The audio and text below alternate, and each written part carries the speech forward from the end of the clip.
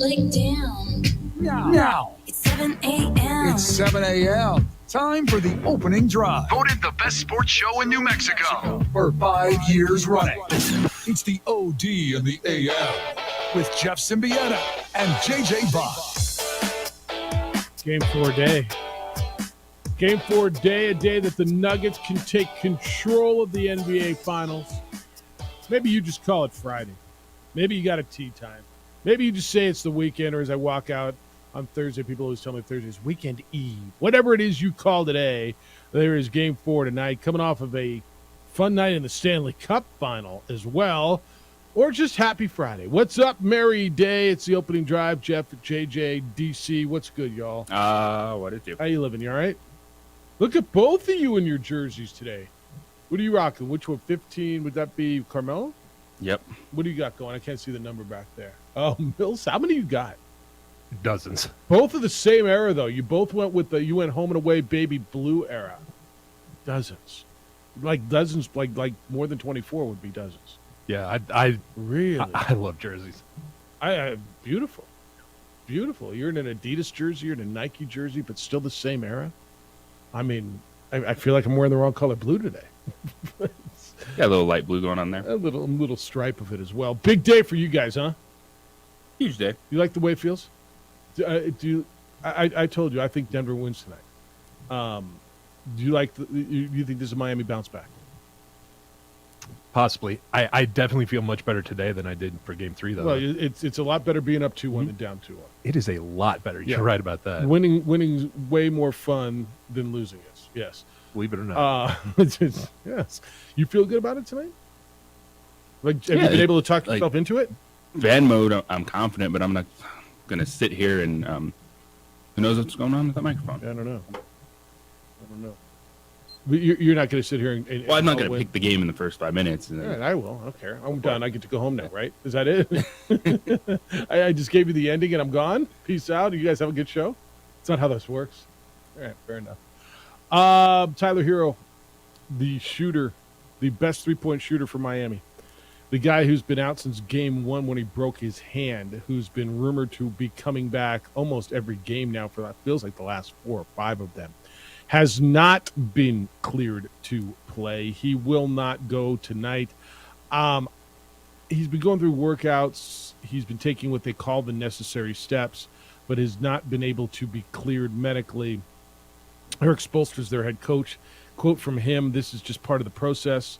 You have to go through stages. First part was just shooting, then moving the contact versus coaches, then the next level contact and practice. And he hasn't been cleared for a game yet, so he's still not cleared, end quote. I've been going back and forth on the Tyler Hero thing. I don't think it can possibly be a negative for them. I just don't. Right? If he plays, but I don't know how much of a positive I think it can be. People are telling me, well, then they got to redo their rotation, and what do you do with Duncan Robinson, and what do you do with Caleb Martin?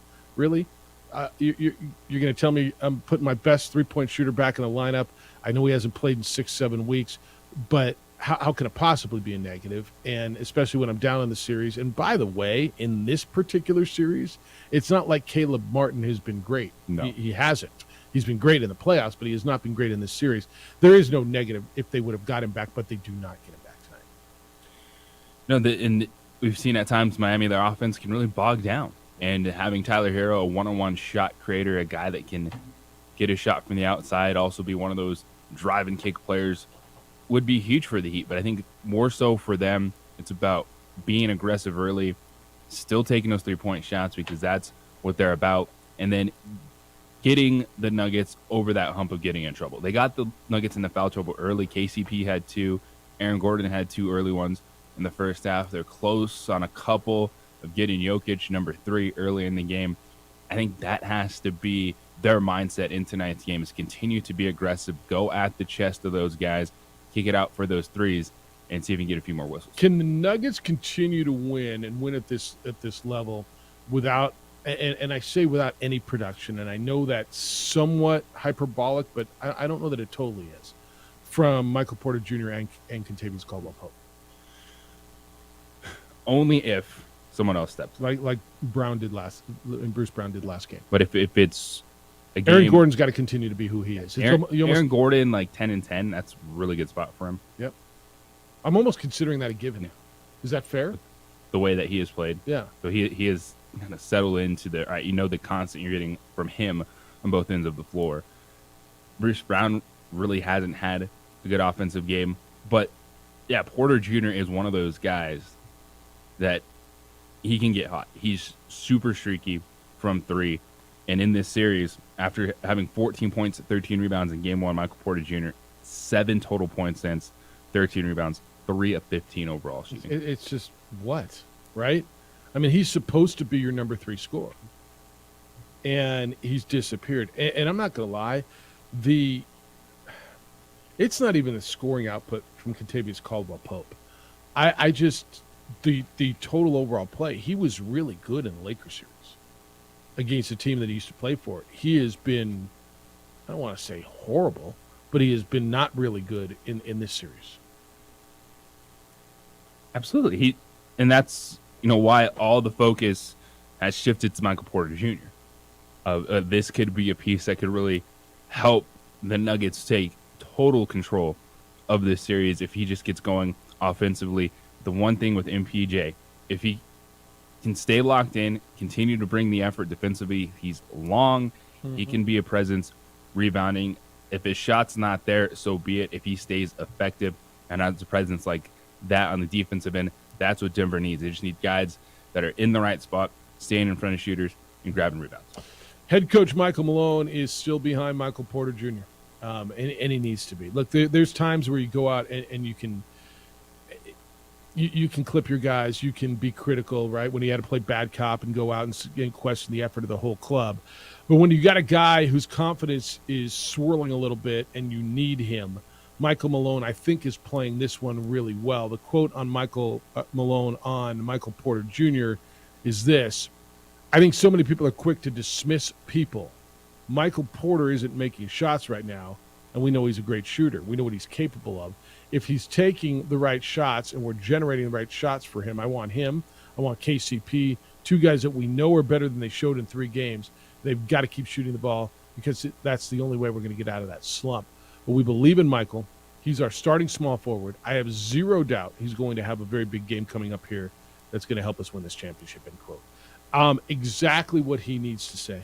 And this is one of those where if Michael Porter Jr., who not only is slumping but got to be questioning what's going on, never been in this situation, relatively young player whose confidence has to be a little bit teetering, this is the psychology part of being a head coach. And there's times where you got to go at your team. You got to question their effort. And then there's times where you got to just put him on your shoulder and pat his back a little bit, and that's what's going on here. I think it's exactly the right thing. Yeah, and it's the message that you get from the head coach, from your leaders. It's the same thing after the performance of Max Strus, Duncan Robinson, Caleb Martin, and Jimmy Butler came out for the Heat and said, no, I'm still going to pass to those guys, and those guys got to shoot. And then we saw in game 2 when Max Strus goes 4 for 4 to start the game. And these are, the moments within a series that you're still working around the edges. You're still trying to find the right things to say, the right things to do to make sure that, the players in those roles are still locked in, because this thing is far from over. And that's right. The Heat, every time they've had a game where, they've shown their warts and yep, that's an 8 seed, they have bounced right back, and nothing is going to be easy. Even when the Nuggets pulled away and have a double-digit lead in the second half, they still get to a point where all of a sudden it's a 9-point game with a minute 40 left, and then you have Jeff Van Gundy on the broadcast should the Heat be putting in their bench guys at this point in time? Right. And the Nuggets starters having to play every last second of that game, but that is how the Heat got here. The Nuggets understand that, and that's why you're still pressing all the buttons possible with your roster. That's how you get triple doubles. Play every second of the game, by the way. You get that rebound with 4 seconds to go. This is one of those, and it kind of goes into what your point was just now, where you should expect the Heat to bounce back, right? This is one of those where this is a perfect game for them. They looked down the other day. This is who they are. They're gritty. They have a great coach. And this is where I'm going to tell you, for whatever reason, this is why I went the other way in game 3. I told you I thought it was going back and forth, which means I should go to the Heat tonight. But I think it's come to I mean, what does Nick Neal always say? Water finds its level, right? I think this is where water finds its level. I just think the Nuggets. This is my thought process on this. I do believe that Jamal Murray has found a groove now. All right, I'm going to buy into that. Wasn't a one-game kick on Jamal Murray. I'm going to believe Jamal Murray is going to find a championship groove right now. That's 2 of 3. Right. So I'm going to believe that he's in it. Okay, that's kind of why. Right. I don't think he was horrible in Game 2. I just don't think he was great. I thought he was great in Game 3. I think I got no worries about Jokic, and I think Gordon's on track, and you're going to get it from somewhere else. And I just think they've got enough now that water finds its level, and I think the Nuggets. I think the Nuggets have figured something out here.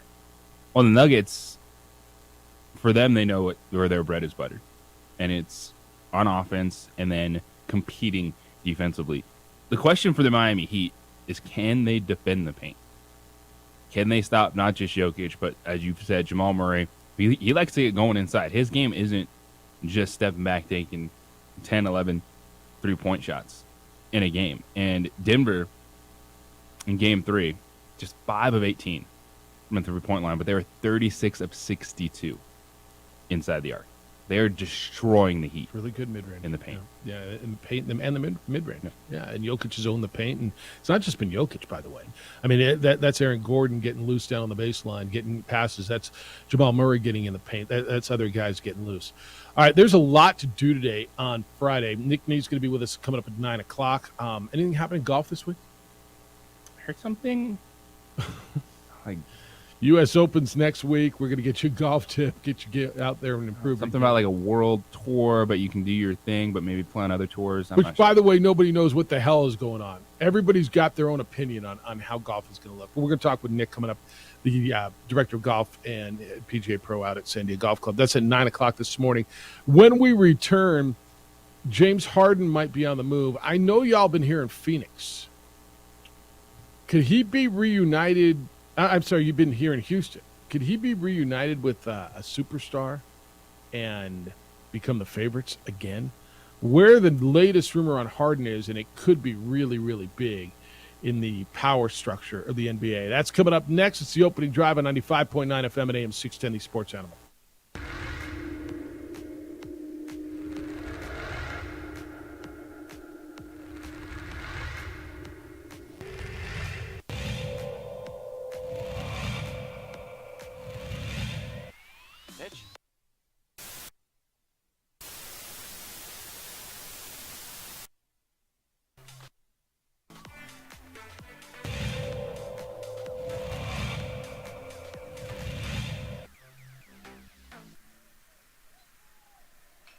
Apodaca ripped to left field. That will bounce in, so it's going to be extra bases as they'll have to chase that one at the wall in the warning track. Flipped up, there's no play at home. So it's an RBI double for Andrew Apodaca.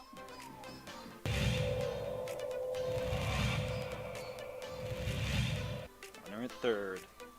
High leverage spot. Can Chavez keep the tie? No, that's going to be cracked into left field. It's a base hit as Love puts the Sandia Matadors ahead for the first time today.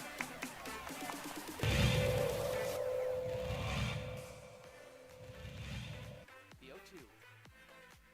Upstairs goes the backstop, and the run will not score. Gun down at home.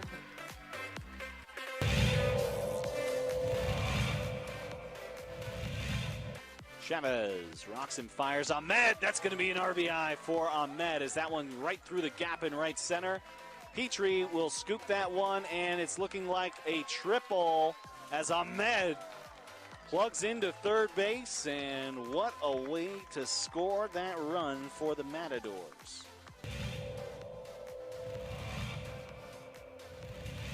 Coach Romero barking out his orders there to his players. He's been around the game for a long time. Nice shot to center field. That'll bring runners in. Just like that, La Cueva will bring 3 runners in to go up 3-0. Runner advances to third.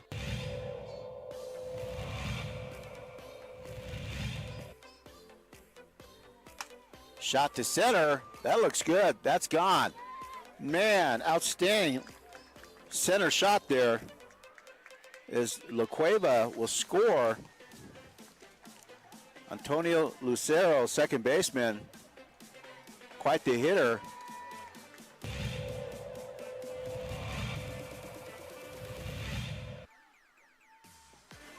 Shot to third, and good catch, and she gets the out. Outstanding play by Trinity Bazan. Nice bright spot.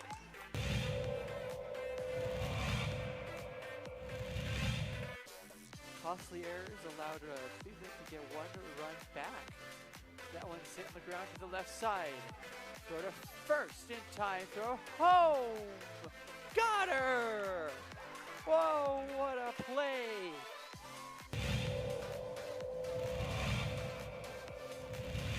Next door or something. Not sure, but they came out here, and Ellison cracks an RBI out to left field. That's where you got to do it.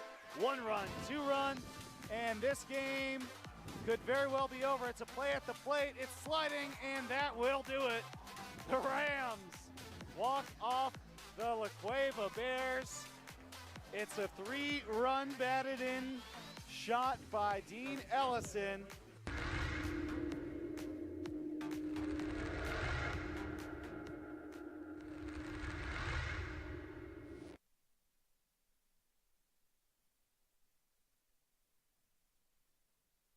We would like to thank the following sponsors for making this broadcast possible.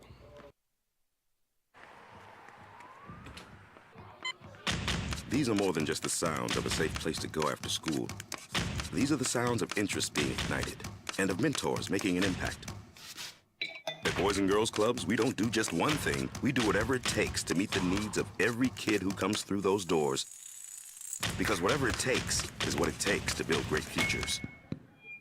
Great futures start here.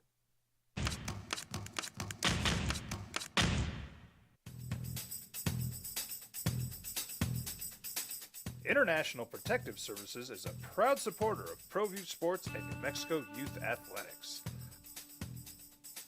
IPS provides residential and commercial security services in the Albuquerque metro area. For more info, please call 505-897-2420 or visit internationalprotectiveservice.com. Sometimes it's the small things that make life easier, like never working.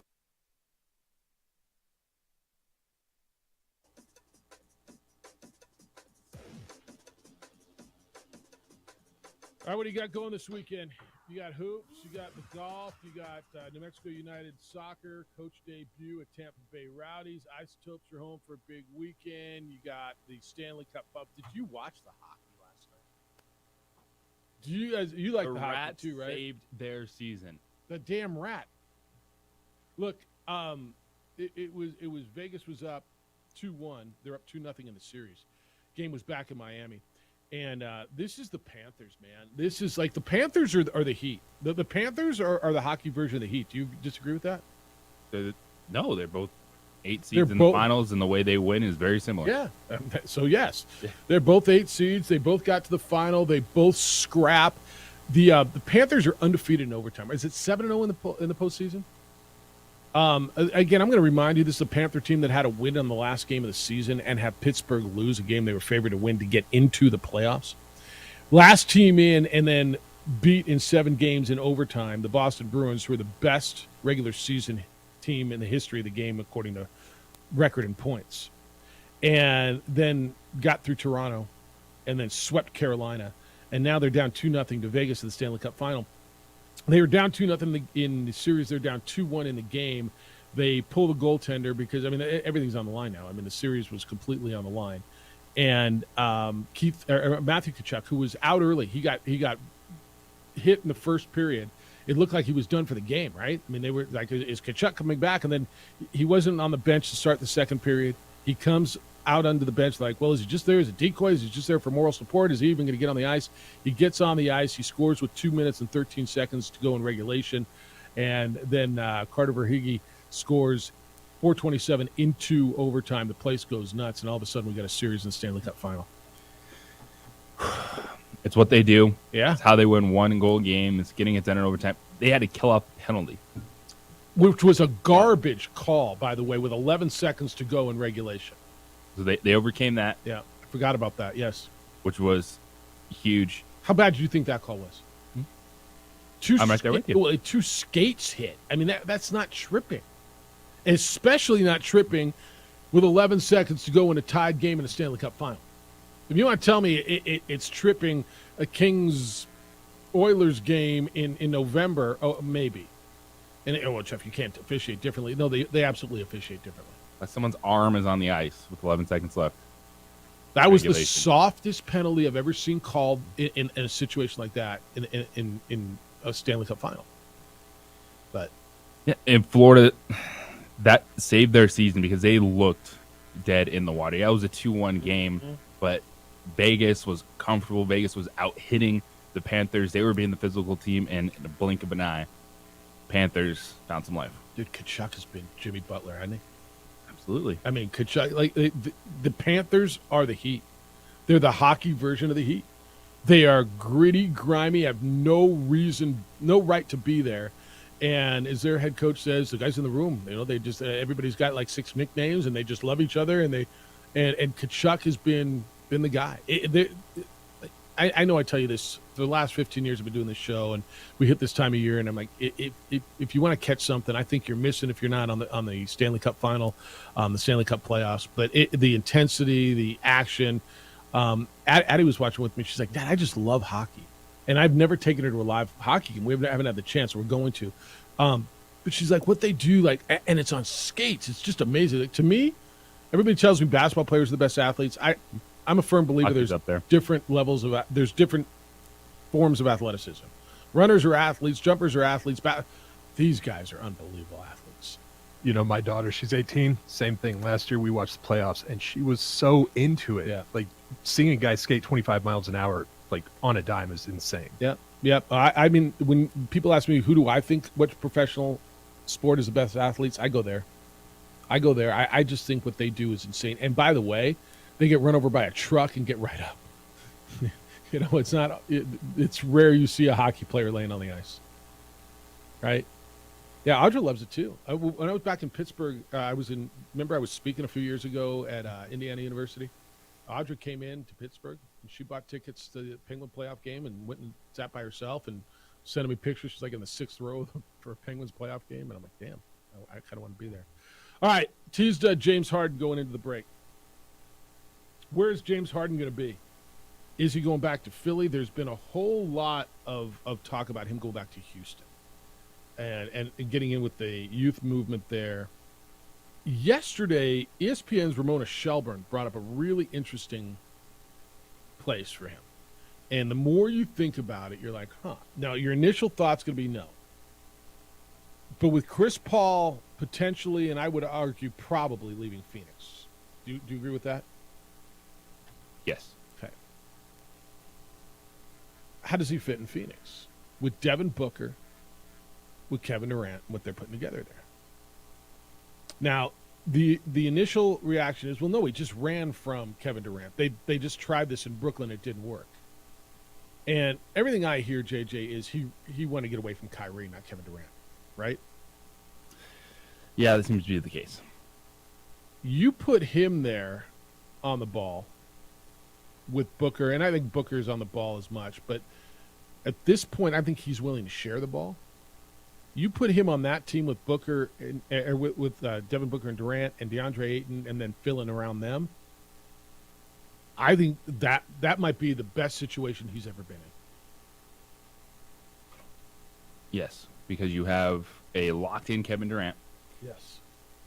Never been a question about Devin Booker. Mm-mm. And I don't think people have understood the change in James Harden's game. And that he's not just a dude that dribbles and jacks up shots all the time. It was that for a while. It used to be when he was where was he stopped? There was a stop before Philly, right? Between Oklahoma City. Where the hell was Houston. it? I guess that's right. Yeah. That was the ISO ball, right? The ball went there and it died. Right? The ball got in his hands there and it would die. And I think to your point, it's evolved, and it feels like the James Harden that is today. I don't know if they're the favorites, and it's going to be interesting to see what the Nuggets do in the offseason. But if it's James Harden, Kevin Durant, Devin Booker, DeAndre Ayton as a base, I mean, that's pretty nice. The Suns can easily be the favorites in the Western Conference next year. Don't you think? Yes. The more I hear about Chris Paul, it's going to be a free agency thing. His kids are in LA.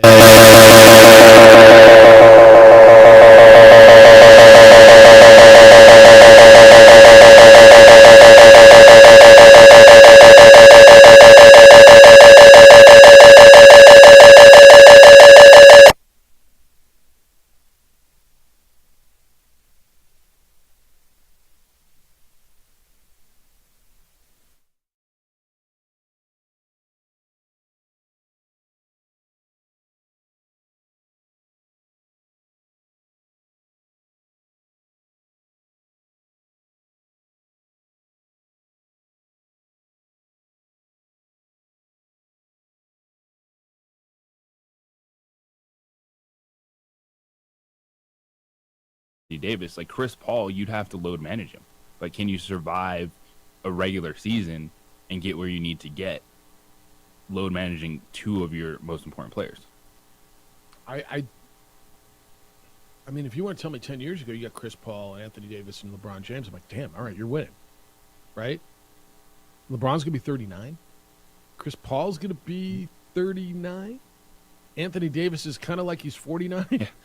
Right? I mean, I know he's young, but I guess maybe the regular season doesn't matter. We've seen that, right? A 7 seed got to the conference final, an 8 seed is in the championship. I guess just get into the tournament, right? It doesn't matter where you finish. Just get into the tournament and get healthy at the end of the year.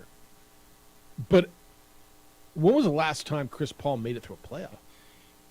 So if the Phoenix Suns waive Chris Paul, which was what we think is happening, right? He's still going to get paid. And then at that point in time, if you can say, hey, Chris, we're going to give you a minimum type of deal because you're still getting all this money from Phoenix, so we can add some more pieces, that's best case scenario. But it's always easier said than done to tell these guys to take less money. Yeah. Where do you think it goes? And this is as we start to get to the end of the basketball season, the draft is coming up, and then you're going to have free agency and everybody moving around. Harden to Phoenix, Chris Paul to L.A. What do you think? You got big names in L.A., and that would be big names in Phoenix as well. Laker fan? You want Chris Paul, what was it? When did David Stern kill that trade? 12 years ago? 12 years. Is that how long it's been? Which was one of the most ridiculous, ludicrous, what the hell moments in the history of sport. Like, I still don't get it. Worked out for the Lakers. But I still don't. Well, they got Steve Nash. No, they got. Well, yeah, I guess they wouldn't have got. But they did. Didn't they get Steve Nash dead? That was that. When we come back, we'll link 505-246-0610. 505-246-0610. That is the 377 Brewery hotline. It is the text line here at the Sports Animal as well. Emails, Jeff at sportsanimallabq.com, JJ at sportsanimallabq.com. Do you have one yet? You have like a DC at, have one yet? We got to probably make that happen. Anything else? Oh, Facebook, the OD and the AM. Watch the show. Adrian's producing on ProView Networks. We are there for you on Comcast Channel 26 on our Facebook page and on ProView Networks YouTube channel.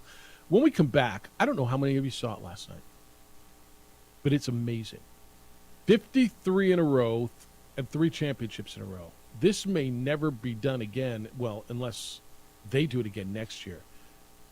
What we watched last night, that was the culmination of something historic and amazing, and you should know about it. It's next on the opening drive on 95.9 FM and AM 670 Sports Animal.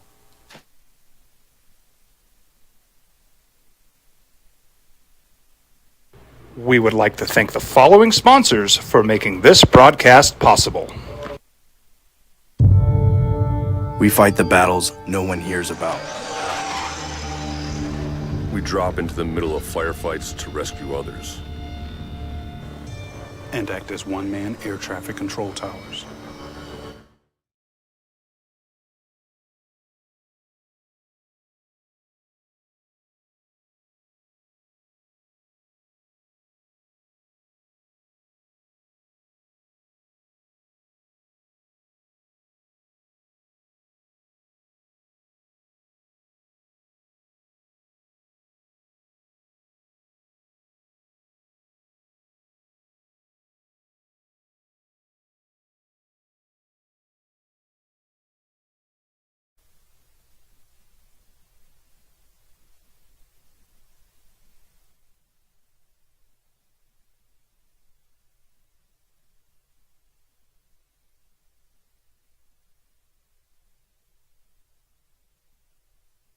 Marco, president of Op.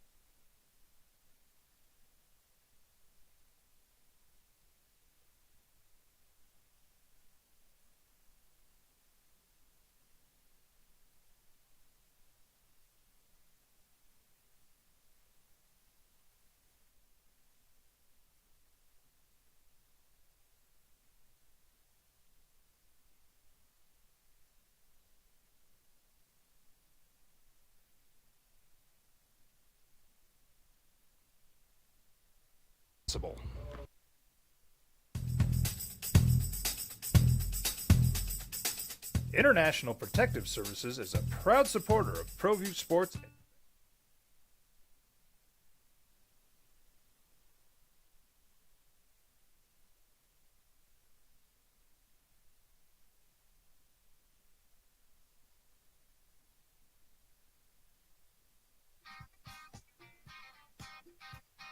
I don't know how much you watch. It's sometimes I get privy to TV numbers, and I guess I've been amazed over the last couple of years the surge in popularity, not only in attendance but certainly in television numbers, of women's college softball. Have you watched any? There's been a lot on ESPN. Have you watched any of it? Do you take a look at it? Because it is kind of fun to watch. Yes, I am the voice of UNM women's softball, of course. I do know that. So you kind of get this, right? That's what I do. All right. What we watched last night, and I don't know if you watched the championship. Oklahoma beat Florida State 3-1. They won the Women's College World Series in a sweep, 2-0. They have won. I'm trying to put this into context, and I don't know that I've got a real fair comparison to maybe you do. They won their third straight national championship. And they won their 53rd game in a row. They finished the season 61-1. Their only loss was to Baylor back on February 19th. I just run those numbers through your head. I know sometimes numbers get thrown at you. They are 61-1.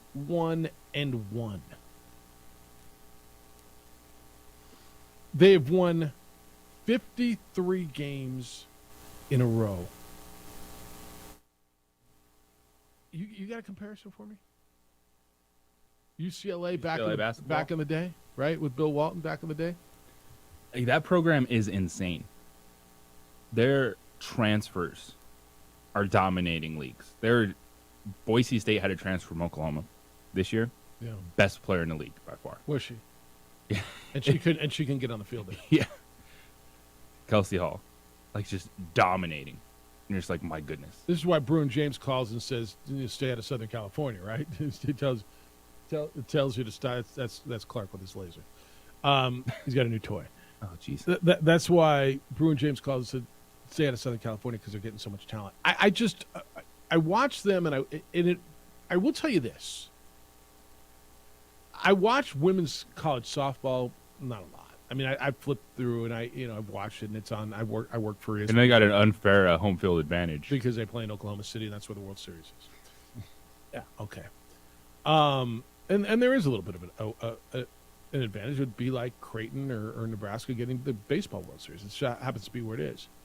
The quote from is it their coach? It says, "What you feel right now from us is freedom because it was absolutely suffocating as we're going along."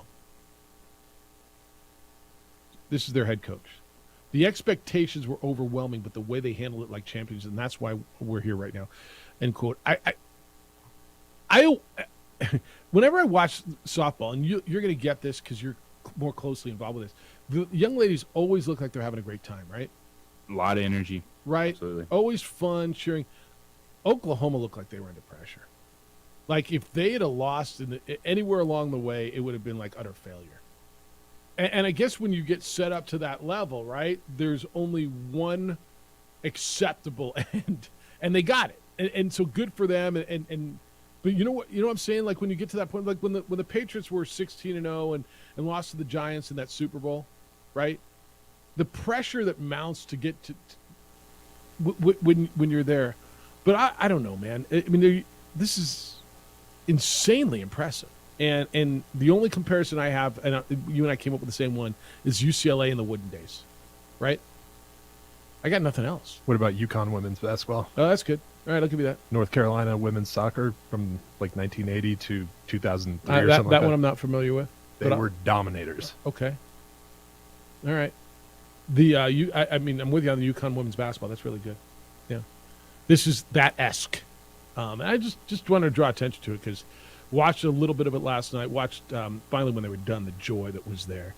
And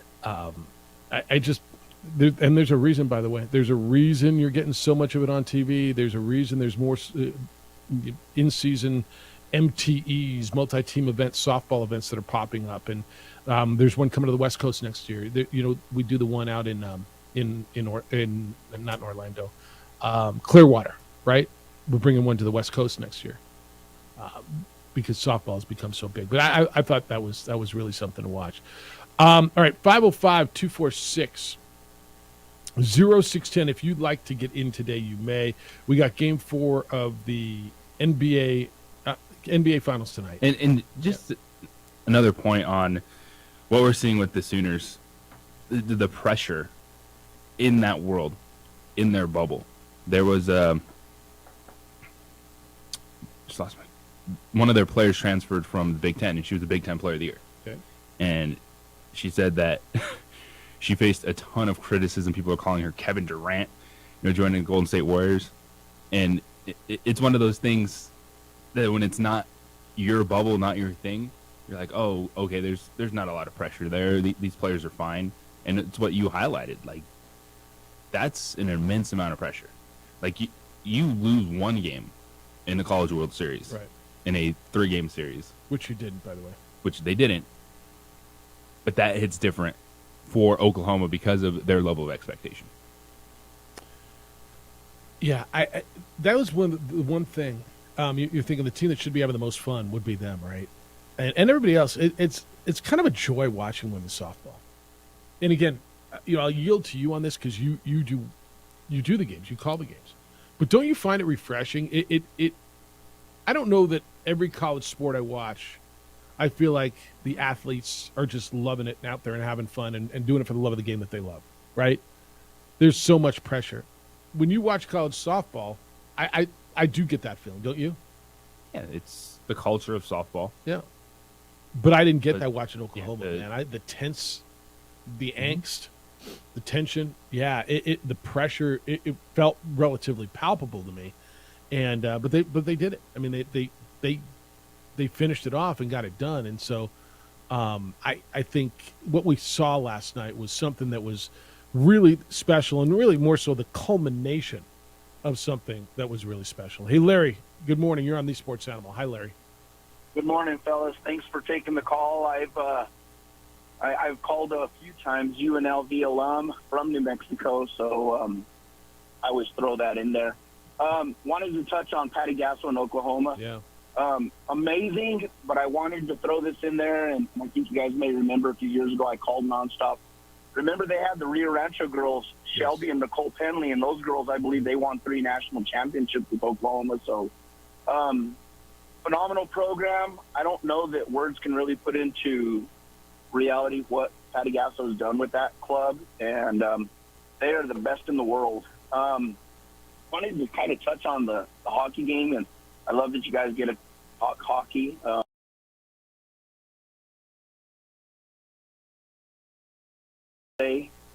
Without the shadow of a doubt, I loathe Matthew Tkachuk. I cannot stand that man. I know he's good.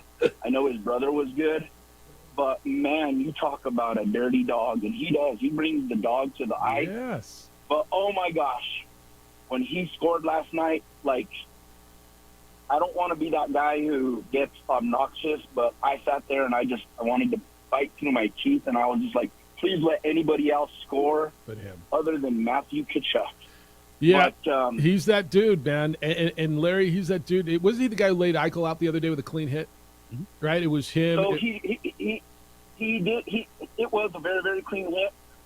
It was crazy because I'm watching this game with my daughter, and my daughter is a hockey guru. Like she's it. And when it happened, and I was like, oh my gosh, that was dirty. He's nasty. And she said they didn't replay it for probably about 60 seconds. Yeah, and then they show it, and she's like, that's toe pick. Yeah. And I'm like, the first thing I thought of was that movie. Remember that movie where the girls all toe pick? Yeah, and I was like, that's not a toe pick. It totally was. And then Jonesy, who's my daughter's a Flyers fan. Jonesy, who's a former Flyers player, he's commentating. He's like, that's a toe pick. Yep. And I was like, oh, I guess it was. He caught his toe and leaned into the hit. And he caught his toe, leaned to the hit, and it was shoulder to shoulder. It was violent. It was gnarly, but it was clean.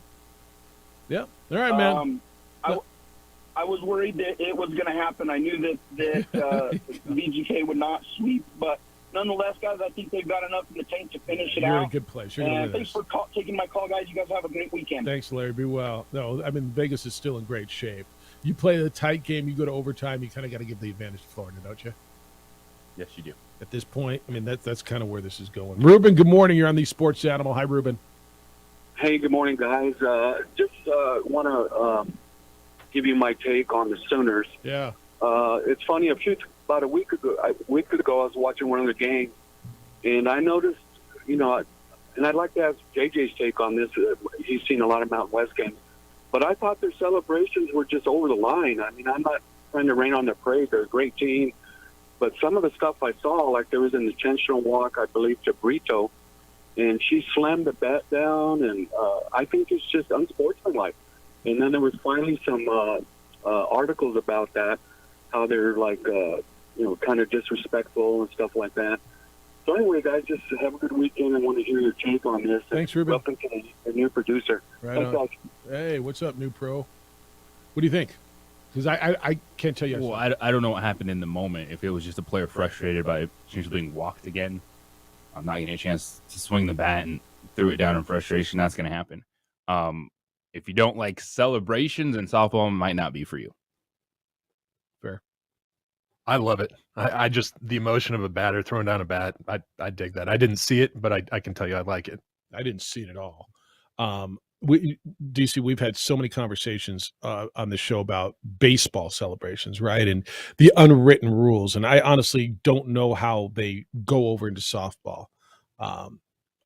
What I do know, the little I know, and you guys tell me if this is not right, the emotion in softball is so much more prevalent and accepted.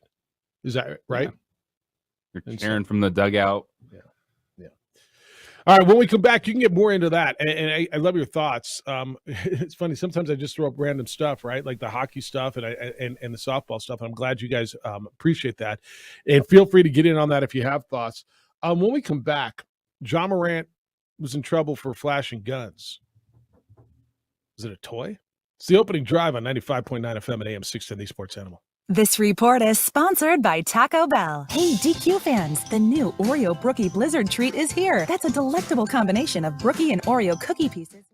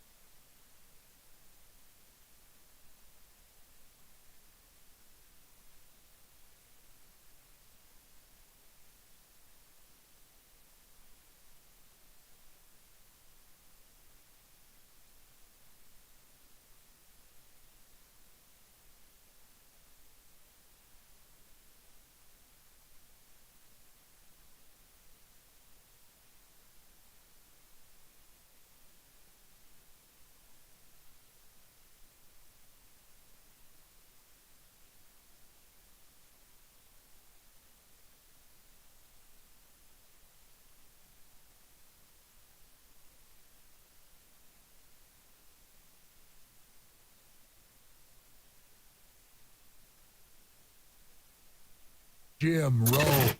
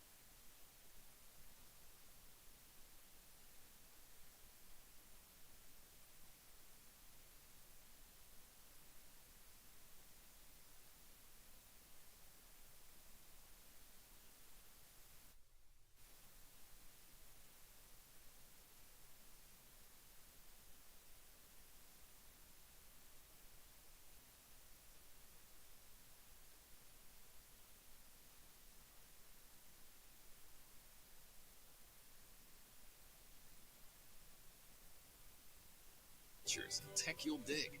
Check them out at Toyota.com, folks. Visit your Albuquerque Santa Fe.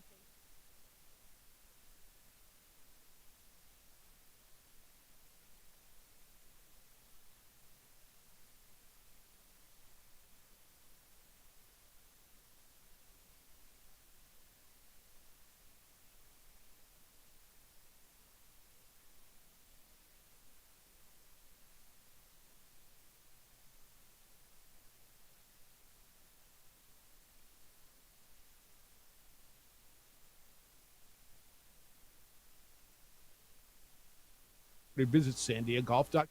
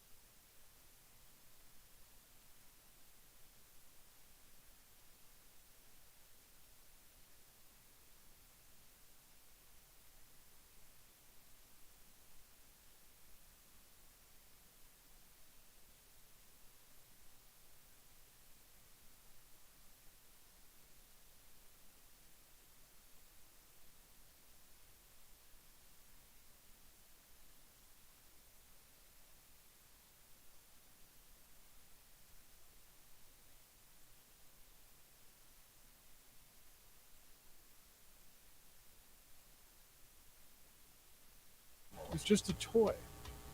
It was just a toy. Relax. Really?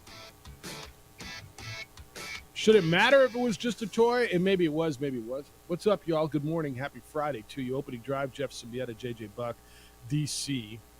So, Ja Morant, according to Adam Silver, the commissioner of the NBA, they basically know what they're going to do in regards to punishment and or suspension and or discipline. Does the NBA for Ja Morant's second incident showing a gun in a video. Ja Morant's camp now is claiming that the gun used in the most recent Instagram Live video was a toy gun. That's on Breakfast Club AM. So I asked you the question before we dive into it, does it matter? Does it matter? If it was a toy gun. Yeah. Grown-ass man playing with toy guns, yeah. I can't even entertain that it was a toy gun. I can't even fathom that Ja Morant had a toy gun. So all of a sudden, with his crew, they just transitioned to airsoft guns? That's right. They just stopped by the local – they don't have Toys R Us anymore. Where do you buy toys now? Target? They stopped by the local Target or Walmart if, for whatever reason, you're struggling with Target these days. And they went to the toy section and got a gun and he put it in his belt and they started waving around in a video. Is that what you're telling me? Yeah. It's cute. It's very cute. Fine. It shouldn't freaking matter. This is a young man who was flat out told, don't do this. Adam Silver is the commissioner of the National Basketball Association, and he is fully aware of the rumors that Ja Morant might have been waving a toy gun. He was on the Dan Patrick show yesterday, and basically he said it doesn't matter. Quote from the commissioner, it's interesting. The very issue for Ja, certainly in the first incident, was treating a gun as a toy. That's what we're talking about, and that's what I think is the danger to society. Taking a gun, live streaming it, without getting into gun issues in terms of the propriety of owning guns and the use of guns. I think everyone agrees that gun safety is critically important and that guns aren't toys. It's something that I'm thinking about a lot because, again, I'm not going to get into specifics about the investigation, but in fact, if you're live streaming something to the world that looks exactly like and in, frankly, a reckless manner, should it matter whether it's a real gun or not? End quote. He's right. It doesn't matter. I mean, that's the bottom line here. And here's the thing for Ja Morant and his posse. Yeah. Because that's the way they're acting on social media. When you start putting your personal business in the public, it's no longer just your personal business. Your professional business is going to react to that. And there's a track record that the NBA has to address over the last year and a half. Multiple incidents where people can scream all they want. This is not fair. The dude was in a vehicle. It's his gun in a vehicle, not breaking any laws. This is the last chance for Ja Morant to get a chance to be a superstar. They're giving him another chance after all this. Yet it's just a suspension. They're not taking away his ability to ever play basketball again. They're saying, dude, just look at what's in front of you. Yeah, reel it in and figure it out. Let me tell you something. This is why it doesn't matter. And this is why John knows it doesn't matter. Okay? Ja Morant apologized for his actions. Right? He apologized. Now, did he apologize under pressure? If he really believed, it's just a toy gun and it's no big deal, he would have said that at the beginning. He knows what he did. He knows the implications of what he did. He knows he was told not. I mean, specifically, flat out, your employer said, "Don't do it." Right? I used this analogy a couple weeks ago when this went down, but you all have a boss. Even if you're the boss, you have a boss. Boss tells you flat out, "Hey, don't do that again." And 2 months later, you go blatantly do it again. I don't know, man. What's going to happen to you? There's going to be some sort of repercussion, right? And And the boss, in this case, the boss's boss, right, Adam Silver, said, hey, young man, here's why it's dangerous. Here's why this is not okay. Don't do it again. All right. He went down to Florida, rehabbed, completely transformed himself in 2 days on a weekend down at the retreat or whatever the hell that was, and did it again. It doesn't matter if it was a toy gun or a real gun. The messaging was what the messaging was. The point was what the point was. And bottom line is, there's part of me that almost hopes it's a toy gun because he will get laughed right out of everything I mean, honestly, think of the joke you now become. Dude's carrying a toy gun? No, honestly. He's trying to live that life and he's running around with a plastic toy? Who are you? Who are you trying to be? I mean, honestly, I don't live that life. I don't know it. But I'm going to guess that probably doesn't play well that life. And then someone was like, you know what? This is going to make it better. We're going to go public with it was a toy gun. That sounds like a lawyer. No, does it? Oh, yeah. Because they're trying to play word games and say, oh. But to me, it's guns are guns. It sounds like a bad PR person to me. All right, but I'll buy the lawyer. They're not all good lawyers. No, that's a hell of a point. Especially when they want to make some NBA money. That's a hell of a point. I will say it's a toy. That'll get you off, Jaw. Yeah, it was a toy. What? 505-246-0610. Come on in. Nick Nee's going to be with us at 8 o'clock, director of golf, San Diego Golf Club. Lots going on in golf this week, huh? Looking forward to that conversation. When we come back, is Jared Goff the second best quarterback in the NFC? Yeah, that Jared Goff. It's the opening drive on 95.9 FM. Well, you guys are all wearing the baby blue. I figured we might as well talk Lions. I feel like Michael Malone here. Everybody's wearing a jersey. Should I just talk like this the rest of the way? Can't believe you F it. You got to have a better F it. What kind of F it? This is game 4 of the NBA Finals. We're talking about F it. It's Friday on the opening drive on 95.9 FM and AM 610, the Sports Animal.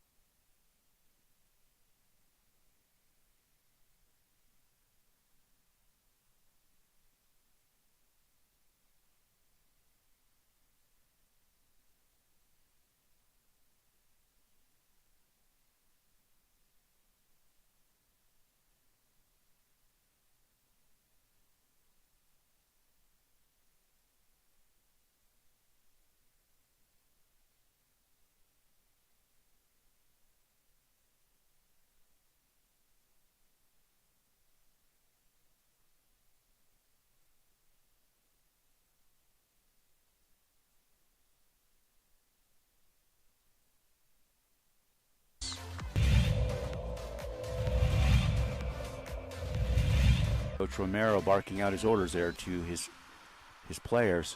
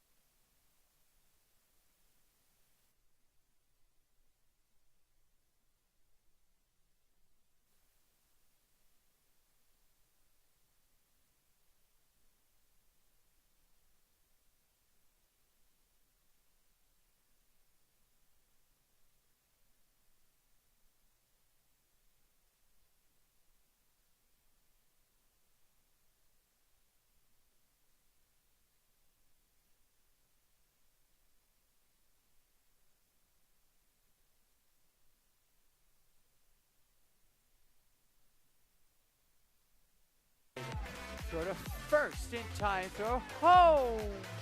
Got her! Whoa, what a play!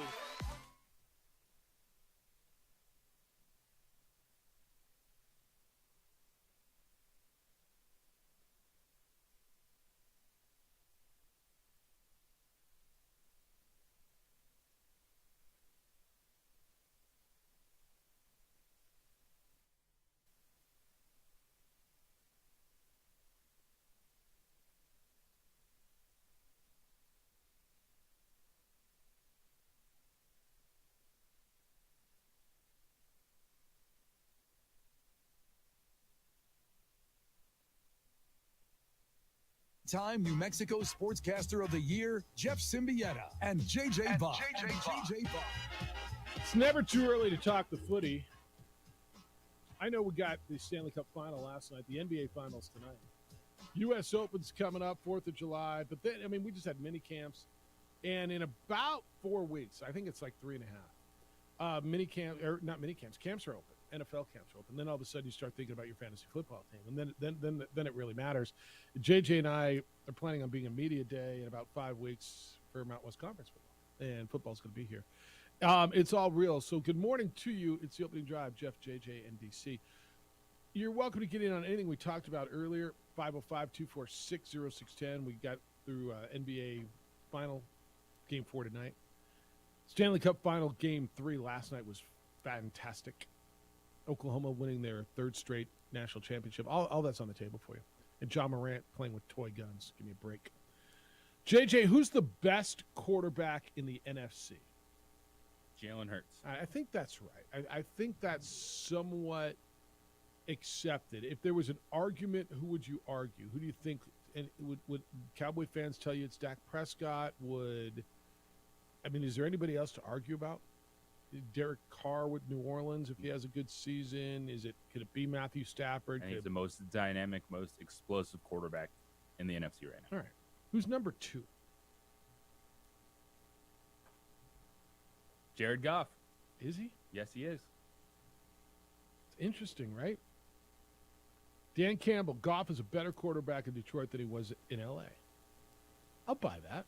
Although he was pretty good the year they went to the Super Bowl. Wasn't good in the Super Bowl, but he was pretty good the year they went to the Super Bowl, right? Got him to a Super Bowl. Jared Goff was a big part of getting the Rams to the Super Bowl. We're not arguing that, are we? No, we're not.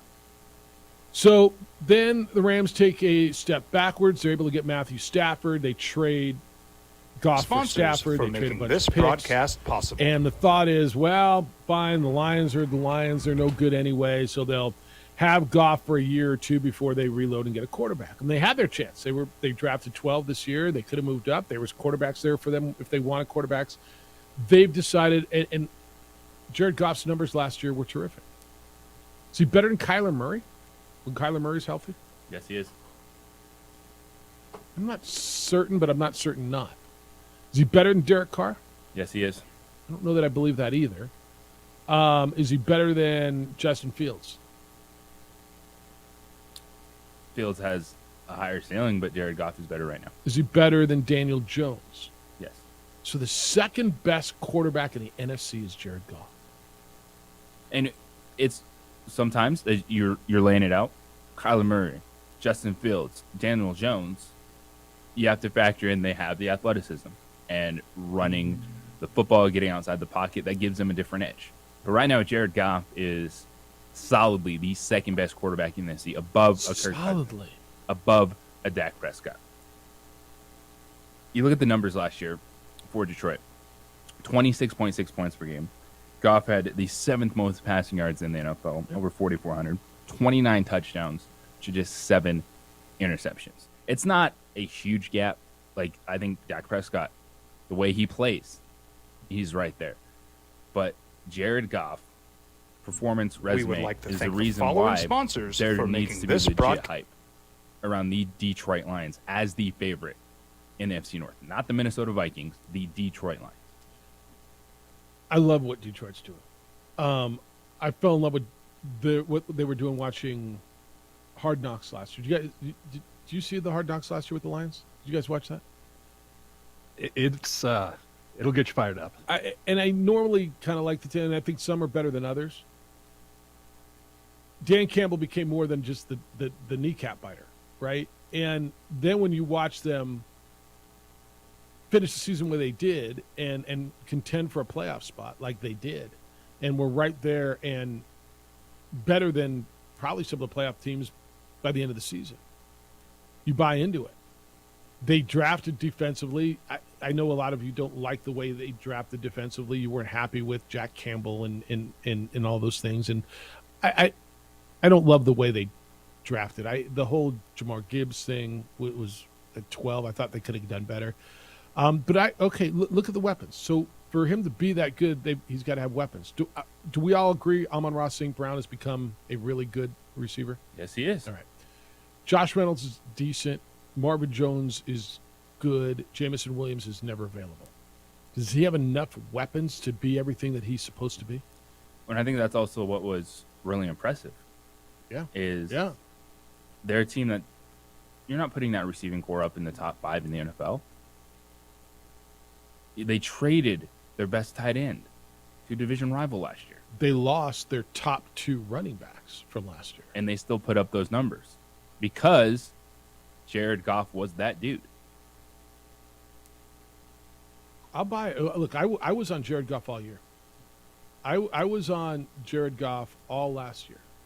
I believed in what he was doing. I didn't think it was going to happen that way. I will tell you, I was fooled. Did you see this coming when he went? No, what did no one you did, think? man. Did you think what everybody It thought would just be, Jared Goff goes to die and they was start their average season. Everyone thought they were planning ahead, and he's somebody's backup by now, right? and now you're like, dude, this guy should be leading the Detroit Lions to the playoffs, a division title. Who was the other quarterback at the top of that draft? Do you remember? The Jared Goff draft. Because this was another one of those, who should they take? This was kind of like the Peyton Manning, Ryan Leaf draft, which is one of the ones that always just amazes me. When you go back in history, that there was a real issue, who should be taken? Peyton Manning? Carson Wentz. That's what it was, right? And Wentz went 1 and Goff went 2. Is that not right? Goff went 1 and Wentz went 2. Goff, Wentz, Joey Bosa, Ezekiel Elliott. Top 4 picks. Who's the next quarterback on that draft? Because I think when we started this thing out, everybody's like, wow. Paxton Lynch, 26th overall pick. Right. The Denver Broncos. Yeah. Well, they got that pick from Seattle. But he came out of Memphis, right? Yeah. How'd that work out? So when that all started, everybody thought that the Eagles got the better end of that deal. Carson Wentz was the better quarterback, wasn't it? Then the Rams went to the Super Bowl. It's a weird draft. This is what I tell you, by the way, when you look back on drafts, those two franchises were going to turn themselves around. Now, they've both been to the Super Bowl since. One of them's won a Super Bowl since, but not with either of those two guys. The Rams went to the Super Bowl with Jared Goff. They won the Super Bowl. Philadelphia went to the Super Bowl with Carson Wentz? Well, kind of with him on the sideline. Injured. But again, they both went to the Super Bowl, but not with Jared Goff went and played. How about that? What a second Carson round. Wentz went and watched. 45th overall pick, Derrick Henry. 47th overall pick, Michael Thomas. Really? At a Taft High School? Woodland Hills, California? That Michael Thomas? What? We got some athletes out of my school now. You know, the top 7 picks of that draft, all Pro Bowlers. Of that draft? Of that draft, 2016. So it was Goff, Wentz, Bosa. Who'd you tell me was 4? Zeke. Pro Bowler. Who's 5? Jalen Ramsey. Yeah. Still, who's next? Ronnie Stanley. Damn, who's next? DeForest Buckner. Wow. Decent draft. Holy smokes. I don't know. You tell me, who's the second best quarterback in the NFC? If we're going to come to a consensus, Detroit football, that Jalen Hurts is the best quarterback in the NFC. Now, I'm not asking you to rank him where he would be in the AFC. It doesn't really matter. That's not the conversation. because he'd probably be 8th or 9th in the AFC, right? You're going to tell me, well, I mean, Buffalo's guy is better, and the Jets guy is better, and the Ravens guy is better, and the Bengals guy is better, and probably the Browns guy is better, and the Jaguars guy is better, and the Chiefs guy is absolutely better, and the Chargers guy, God, that puts him 9th, doesn't it? And that's if you put him ahead of Russell Wilson. Which I would right now. Oh, hell yes, I would. You know my feelings on Russell Wilson, man. You guys and I are on a different Don't page. meet up with Garrett Bowles. Why? Broncos offensive tackle. Why? What's he say? He's ready to serve crow. Is he? Yeah. Is that the new Subway sandwich? Yeah. All right. The crow. No, I mean I'm down with it. It's bonkers. I was going to go somewhere with the NFL next, and I want to, and I forgot where I was going to go. 505-246-06. So enamored with Jared Goff. I know. I just got and lost. the realization that he's the second best quarterback in the NFC. In the NFC North, it's going to be fantastic. Because those close games the Vikings played last year, they're not all going to go their way. You don't think so? Nope. What are they going to be? I want to go through the NFC when we come back. Because the Vikings are fascinating, the Packers are fascinating, but listen, who's the next best quarterback? Okay, then who's 3? If Jared Goff is number 2, who's number 3? It's the opening drive, and we'll get into that when we come back. But first, I want to tell you about On the Spot Automotive Detailing. We would like to thank the following sponsors for making. These are more than just the sounds of a safe place to go after school. These are the sounds of interest being ignited and of mentors making an impact. At Boys and Girls Clubs, we don't do just one thing. We do whatever it takes to meet the needs of every kid who comes through those doors. Because whatever it takes is what it takes to build great futures. Great futures start here.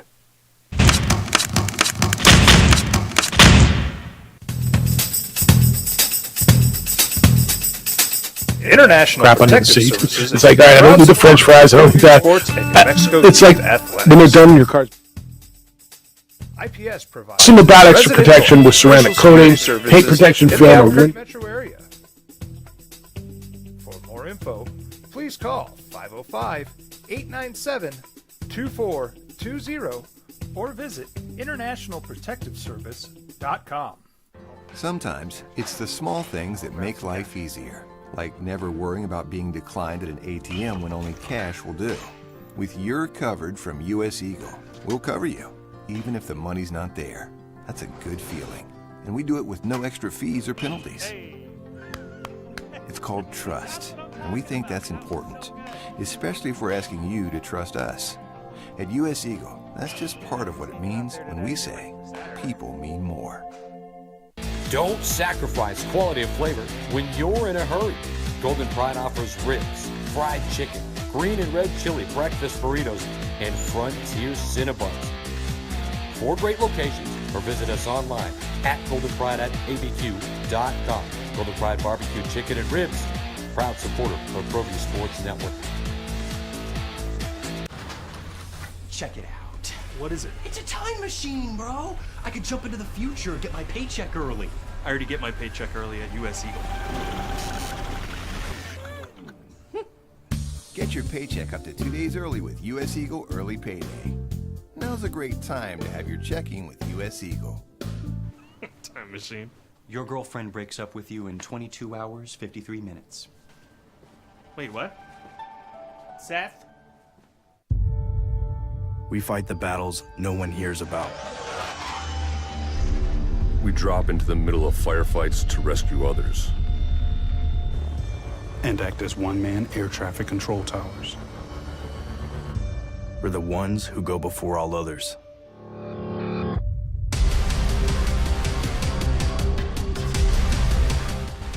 U.S. Air Force Special Warfare are proud supporters of ProView Sports. Hi everyone, my name is Master Sergeant Jacob Groves. I am a Air Force Special Warfare pararescueman. Air Force Special Warfare are proud supporters of ProView Network and New Mexico Youth Sports. Air Force Special Warfare operators are critical thinkers They maintain a high level of fitness, they take initiative, and they don't quit. For more information on Air Force Special Warfare, contact me at the number listed below. U.S. Air Force Special Warfare are proud supporters of ProView Sports. As a mom, I try to make the best choices for my family and our health. That's why I choose Western Sky Community Care. It's a Medicaid plan with quality health coverage and special benefits like Boys and Girls Club membership credit, additional dental benefits, and wellness and support programs. I decide which Medicaid plan is right for us. I choose Western Sky Community Care. Learn more about Western Sky Community Care by visiting discoverwesternsky.com today. International Protective Services is a proud supporter of ProView Sports and New Mexico Youth Athletics. IPS provides residential and commercial security services in the Albuquerque metro area. For more info, please call 505-897-2420 or visit internationalprotectiveservice.com.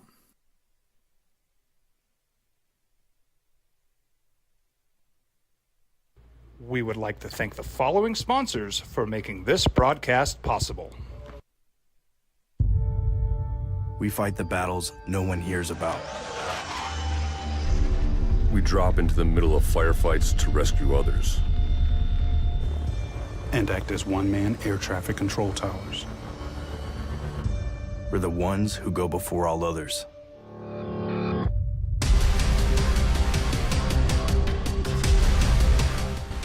U.S. Air Force Special Warfare are proud supporters of ProView Sports. Well, I'm going to the frontier, walk up to the cashier, order up a root beer and a number one. Cover it with green stuff, one scoop is not enough. Find a booth is real tough, back by the Duke. Meet my family, meet my friends in the quirkiest restaurant I have ever been. All about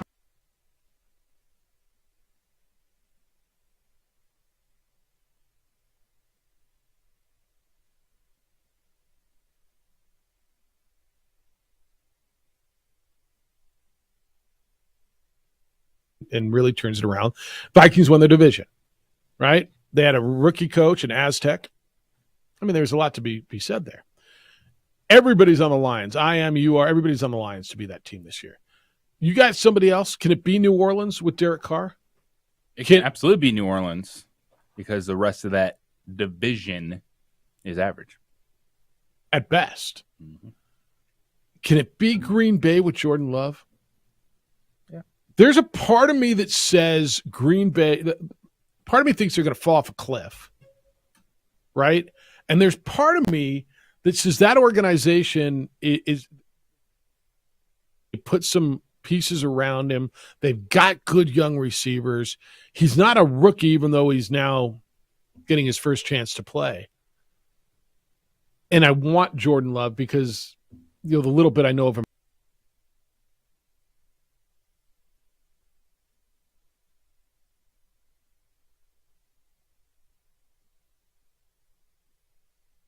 Part of me that thinks Green Bay is going to surprise and be way better than people think. Well, I agree with you on that because I think the number to get to is 10. I think it's going to be a 10-win football team. 10-7. In the NFC North. Okay. I think the division is going to be really competitive. I think Justin Fields, Chicago Bears, focusing on surrounding their explosive quarterback with more weapons to help build the pass game is a positive. Still have a ton of questions with them defensively. I think Green Bay is going to have the best defense of the bunch, which will help out that offense as those young weapons develop. And I think every team has a path to win that division. You know, I look at the NFC, and I firmly believe there are the three wild cards are wide freaking open, right? I think most people believe Philly's going to win the East, right? You're telling me Detroit's going to win the North. I think everybody believes San Francisco is going to win the West. And somebody's going to win the South. So now throw me your three wild cards. Is it Dallas, Seattle, and Minnesota?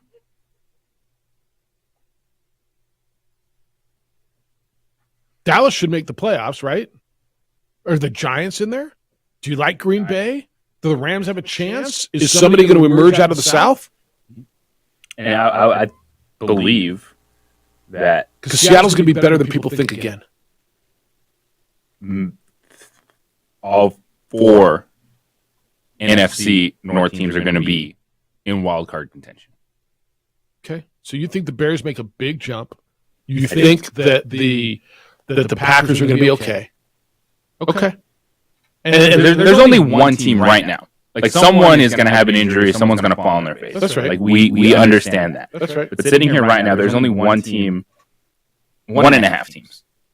Because for some reason, I'm actually listening to people telling me that Washington's going to be competitive with Sam Howell, and I don't know how I'm getting there. It's really hard to go there. I know. So it would be, I think Arizona's in trouble. Just I really do think that they're, as they should be, I think they're going to take their time with Kyle Murray, not rushing back on the field.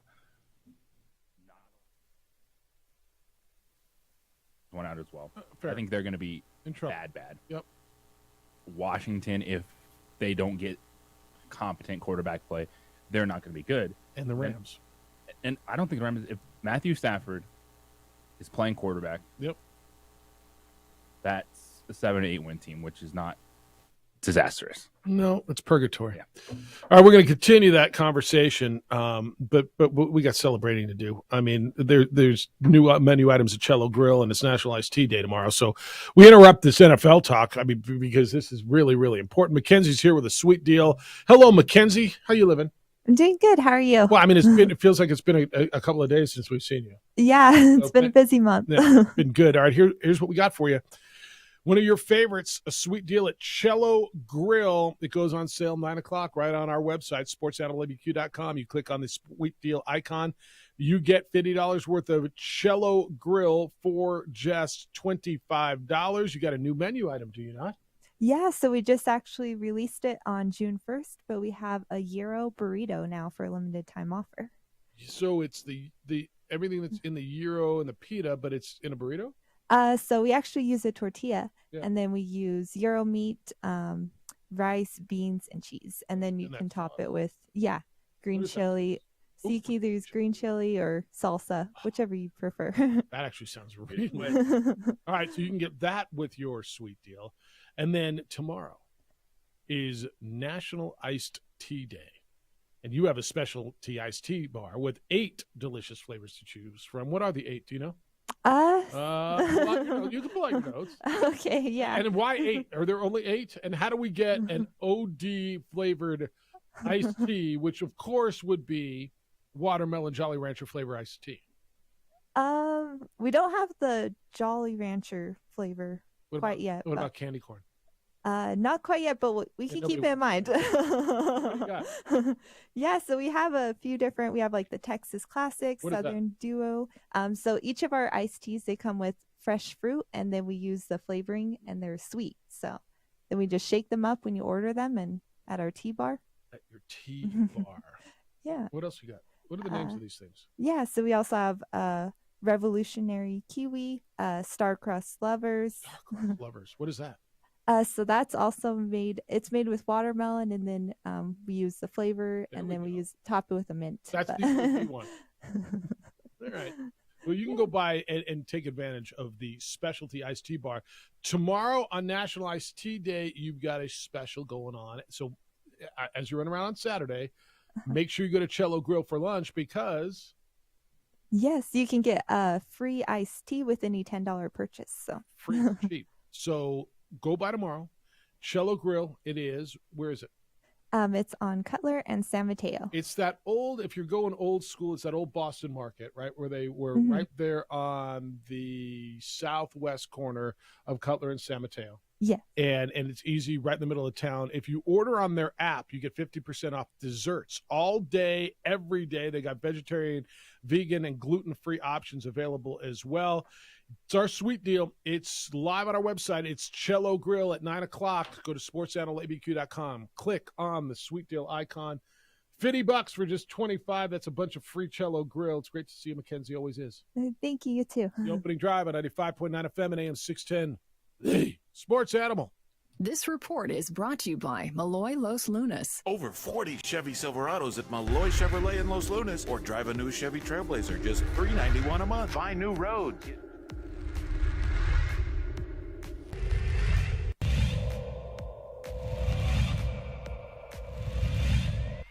Pitch. There's a line drive right at the shortstop for out number 3.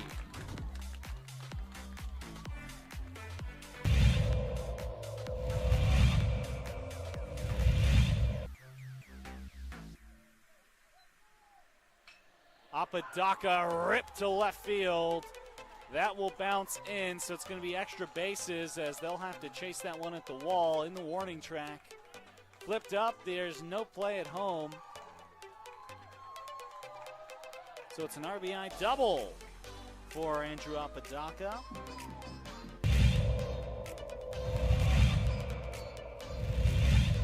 Runner at third. High leverage spot. Can Chavez keep the tie? No, that's going to be cracked into left field. It's a base hit as Love puts the Sandia Matadors ahead for the first time today.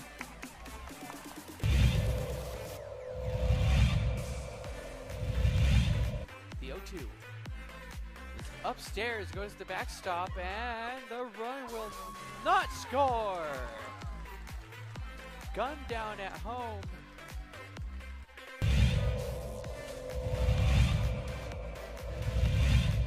Chavez rocks and fires. Ahmed, that's going to be an RBI for Ahmed as that one right through the gap in right center. Petrie will scoop that one, and it's looking like a triple as Ahmed plugs into third base, and what a way to score that run for the Matadors. Coach Romero barking out his orders there to his players. He's been around the game for a long time. Nice shot to center field. That'll bring runners in. Just like that, La Cueva will bring 3 runners in to go up 3-0. Runner advances to third.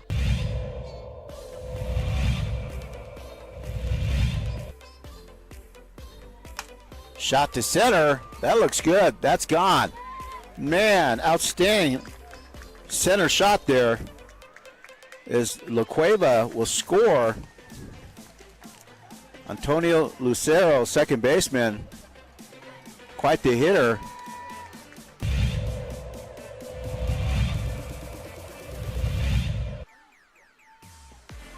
Shot to third, and good catch. And she gets the out. Outstanding play by Trinity Bazan. Nice bright spot.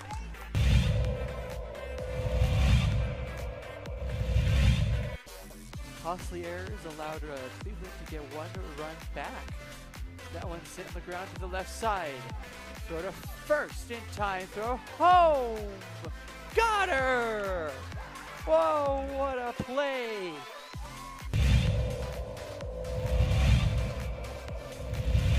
Next door or something. Not sure, but they came out here, and Ellison cracks an RBI out to left field. That's where you got to do it. 1 run, 2 run, and this game could very well be over. It's a play at the plate. It's sliding, and that will do it. The Rams walk off the La Cueva Bears. It's a 3-run batted in shot by Dean Ellison.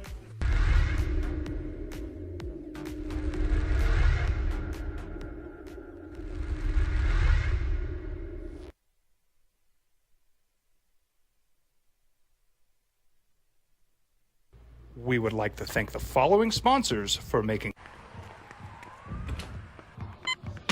These are more than just the sounds of a safe place to go after school. These are the sounds of interest being ignited and of mentors making an impact. At Boys and Girls Clubs, we don't do just one thing. We do whatever it takes to meet the needs of every kid who comes through those doors. Because whatever it takes is what it takes to build great futures. Great futures start here.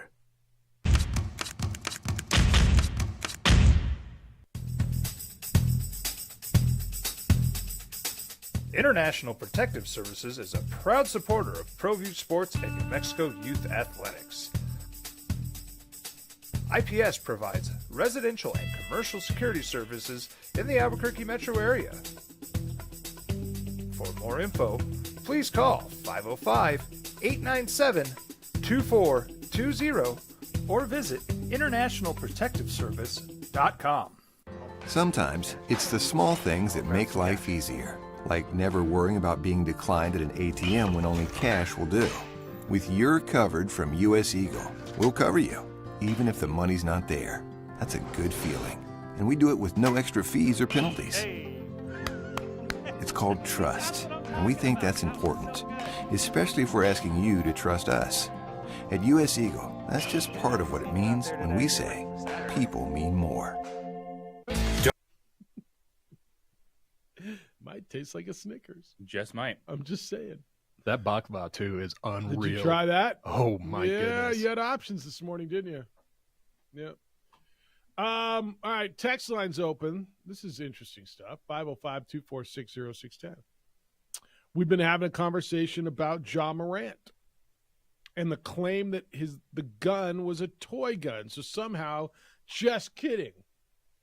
The whole thought process I'm trying to jumble around in my head.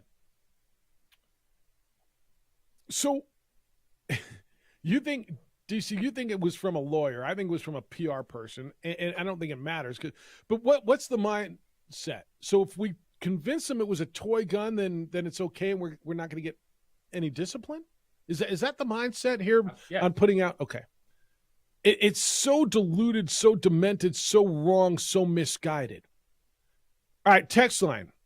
This one says, if it was a toy, they would have said it on the first day. Yes, it would matter. They could claim they were having fun and mocking the NBA, and it backfired on them asking for forgiveness. Okay. I kind of hear where you're coming from, but I don't agree with your premise. The NBA told them don't do it. So they're mocking the NBA so they shouldn't get fined.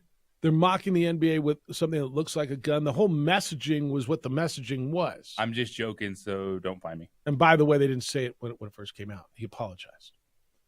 This one from Lee says, it doesn't matter. This is an adult, not a child. My daughter was taught from the time she was big enough to walk, guns are not toys, period. You do not play with them. You do not point them unless you intend to shoot. A third one on the text line.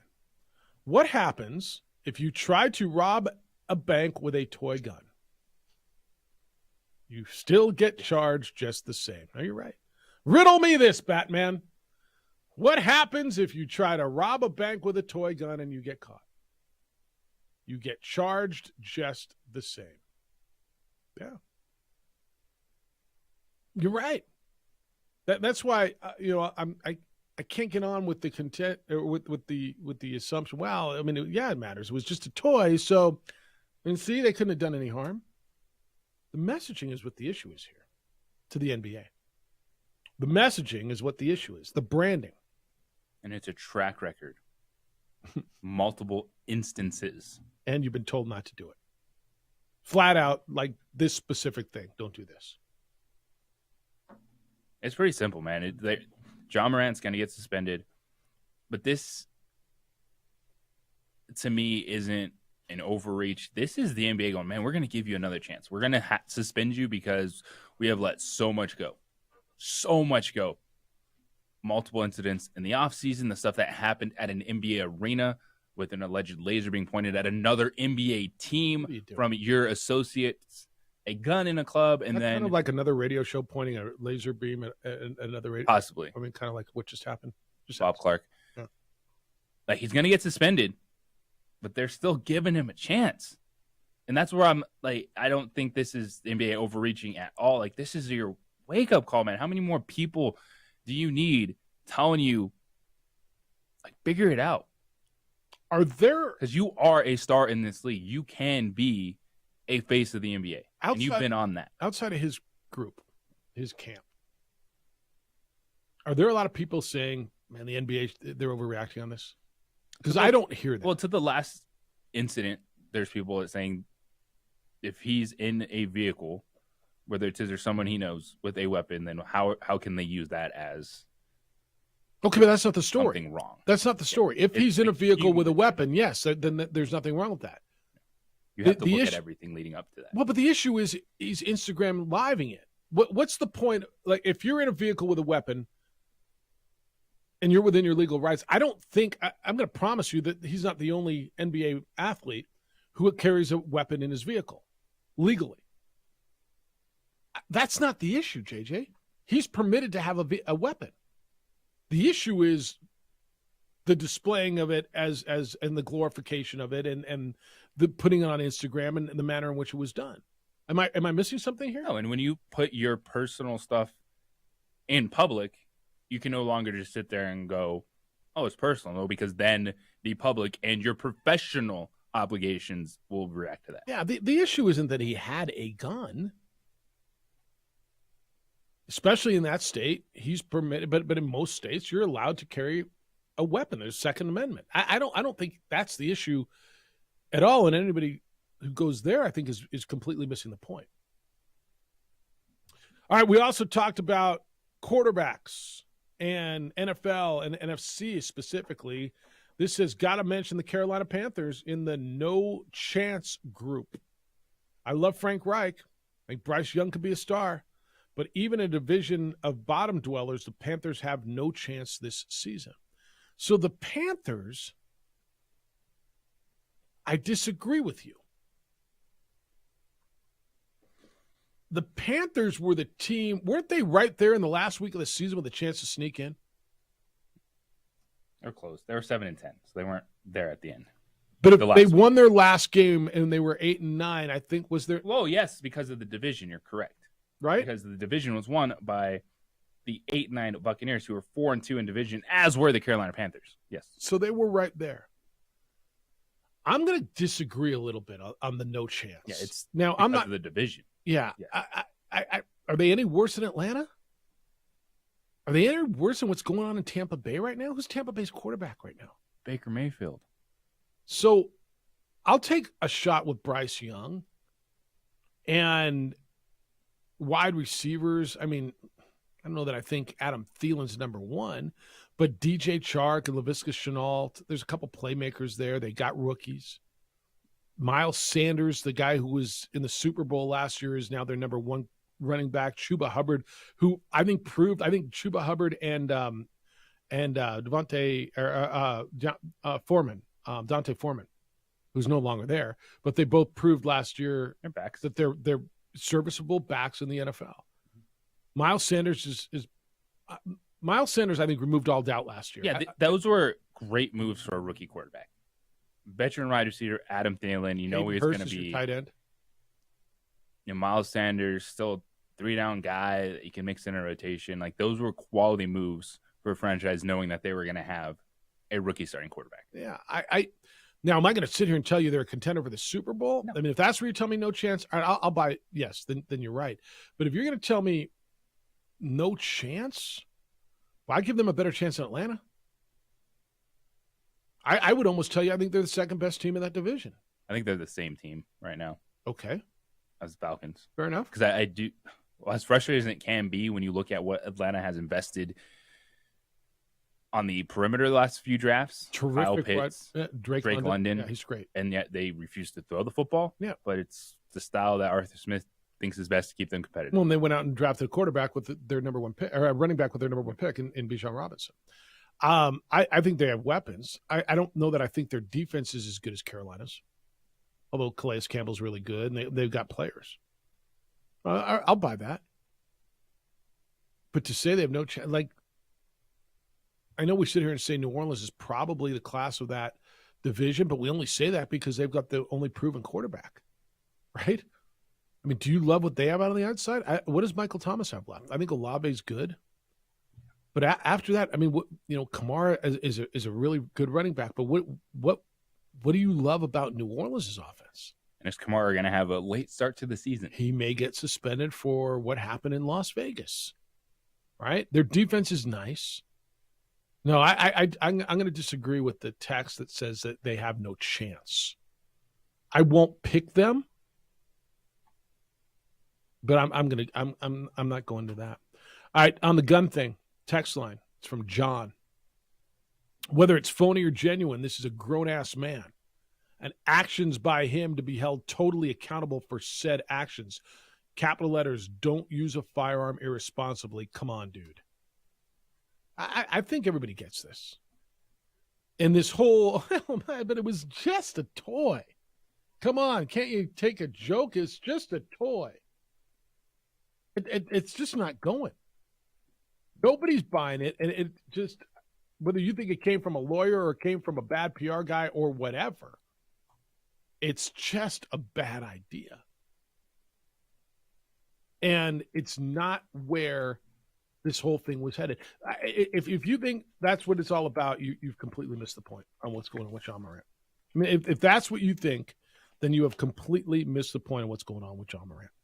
All right, 505-246-0610, 888-922-0610. And for some reason, you still, if you still pay a toll, we'll take care of that for you. We're just talking about one of these teams. They've officially named a number one quarterback. Who is it, and which rookie quarterback will have the best year in the NFL? Tell you that when we come back. First, I'm going to tell you about John Thomas Jewelers and get over and see John. If you're looking for a gift, anniversary gift, birthday gift, or you're looking for that wedding ring, an engagement ring, there's only one spot. Go to johnthomasjewelers.com and check them out, and then go by and see John. Third floor, Lewis University building, across from the Coronado Mall on Louisiana, 1 block south of Manal. Custom jewelry that you will love and find way more affordable than you think. It's more affordable because they do it right here in Albuquerque. In their custom design shop, they've got custom design and repair facility right there at the store. They don't send it to L.A. or Dallas or New York. That's why they do more custom jewelry in a week than most jewelers do in a year. So if you could dream it, they'll make it. He showed me a picture. Somebody sent John a picture of a leaf. They really like this leaf. Can you make something? And then he showed me the piece that he made. It's amazing. What they do there is special. They're different than any other jeweler, and you will feel comfortable, and you're going to get that special, unique piece that will be yours and hers for a long time, and you're going to love it. And now with any purchase of just $5,999, they're giving away a 7-night all-inclusive trip to the Dominican Republic. So it's perfect for couples looking to get engaged, you get the ring and the honeymoon. Perfect for couples looking to celebrate an anniversary, jewelry and a trip. Perfect for anyone just looking to get away. And it's not a contest. It's with any purchase while supplies last of $59.99. Go see John at John Thomas Jewelers, third floor, Lewis University building, right across the street from the Coronado Mall on Louisiana, 1 block south of Manal. If you can dream it, they will make it.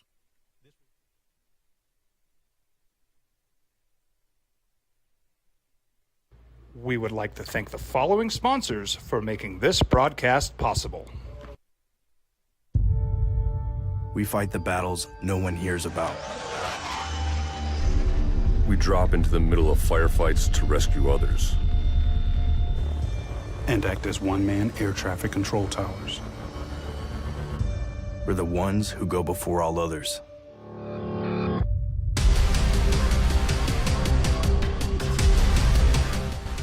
U.S. Air Force Special Warfare are proud supporters of ProView Sports. Well, I'm going to the frontier, walking to the cashier, order up a root beer and a number one. Cover it with green stuff, one scoop is not enough. Find a booth is real tough, back by the Duke. Meet my family, meet my friends in the quirkiest restaurant I have ever been. All of Albuquerque's favorite spot, it's the Frontier Restaurant. The Frontier Restaurant is a proud supporter of ProView Networks. These are more than just the sounds of a safe place to go after school. These are the sounds of interest being ignited and of mentors making an impact. At Boys and Girls Clubs, we don't do just one thing. We do whatever it takes to meet the needs of every kid who comes through those doors. Because whatever it takes is what it takes to build great futures. Great futures start here.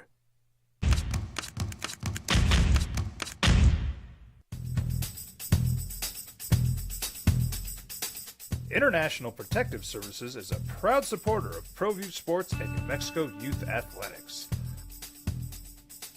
IPS provides residential and commercial security services in the Albuquerque metro area. For more info, please call 505-897-2420 or visit internationalprotectiveservice.com. Sometimes it's the small things that make life easier, like never worrying about being declined at an ATM when only cash will do. With You're Covered from U.S. Eagle, we'll cover you, even if the money's not there. That's a good feeling. And we do it with no extra fees or penalties. It's called trust, and we think that's important, especially if we're asking you to trust us.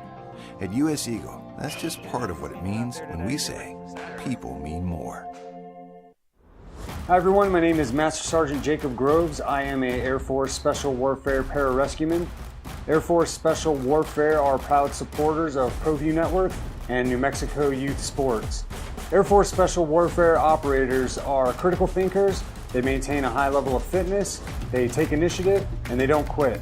For more information on Air Force Special Warfare, contact me at the number listed below. U.S. Air Force Special Warfare are proud supporters of ProView Sports. These are more than just the sounds of a safe place to go after school. These are the sounds of interest being ignited and of mentors making an impact. At Boys and Girls Clubs, we don't do just one thing. We do whatever it takes to meet the needs of every kid who comes through those doors. Because whatever it takes is what it takes to build great futures. Great futures start here.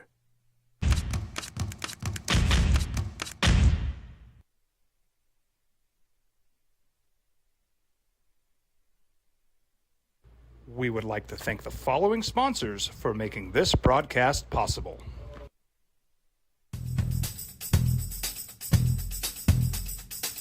International Protective Services is a proud supporter of ProView Sports and New Mexico Youth Athletics. IPS provides residential and commercial security services in the Albuquerque metro area. For more info, please call 505-897-2420 or visit internationalprotectiveservice.com. We fight the battles no one hears about. We drop into the middle of firefights to rescue others. And act as one-man air traffic control towers. We're the ones who go before all others.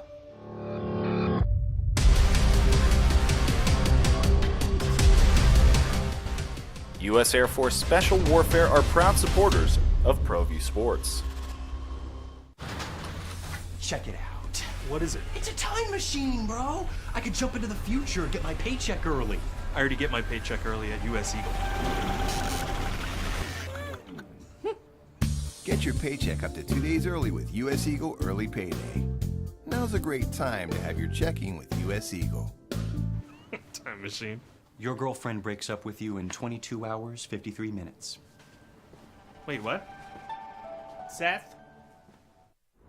Hi everyone, my name is Master Sergeant Jacob Groves. I am a Air Force Special Warfare Pararescueman. Air Force Special Warfare are proud supporters of ProView Network and New Mexico Youth Sports. Air Force Special Warfare operators are critical thinkers, they maintain a high level of fitness, they take initiative, and they don't quit. For more information on Air Force Special Warfare, contact me at the number listed below. U.S. Air Force Special Warfare are proud supporters of ProView Sports. Well, I'm going to the frontier, walking to the cashier, order up a root beer and a number one. Cover it with green stuff, one scoop is not enough. Find a booth is real tough, back by the Duke. Meet my family. The toy gun. DC, this is a pretty good point. I got this text from an attorney, and like I asked the question, where did this whole concept? Oh, let's say it was a toy gun, and you think it was a lawyer, and I'm thinking is a PR guy, and you're like, you're right. There's bad lawyers too, but he said it's got to be a PR guy for sure. Lawyer knows a toy gun is still armed robbery when you use it for that purpose, so it would still be considered armed robbery.